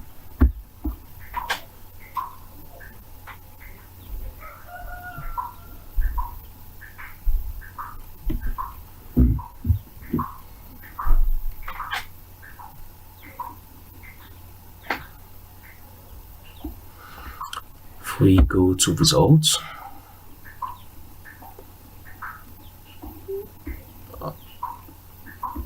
gets by school ID, that has parameter school ID. Let's check school ID. What's the name of the parameter here? Oh, we say school underscore ID. Here is supposed to be school ID. Let's change that to school ID.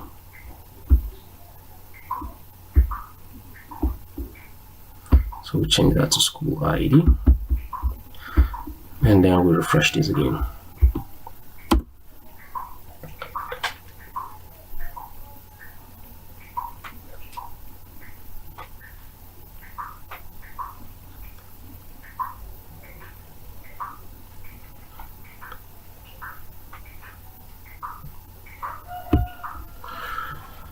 Okay, let's wait for this to refresh and see.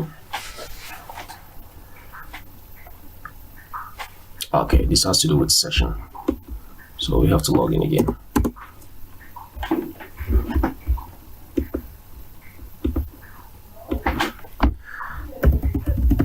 And then password 101. Then we'll click on sign in.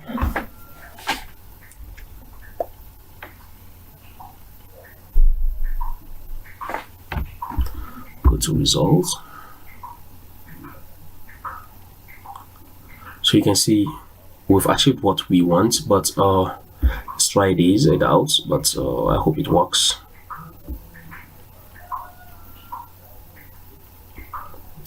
So let's select students. Let's just Sadiq Mazu and 2020 session. This is for Salama Private School in the first semester.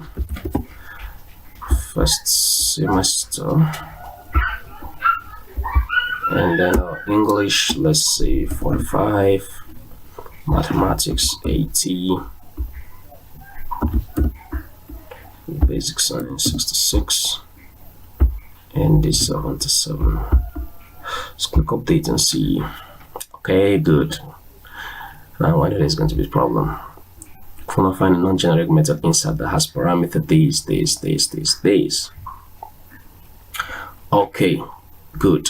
Well, anyway, I guess I'll leave this as an assignment for you to do it the other way that we added students. So you should just add results like that by creating this grid view, and then you have a button here.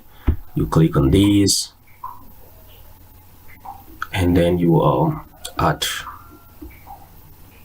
students. So you select the students, and then you fill in the information about that student. That will be an easier method to display results, but we'll just try this method to see whether it's going to work.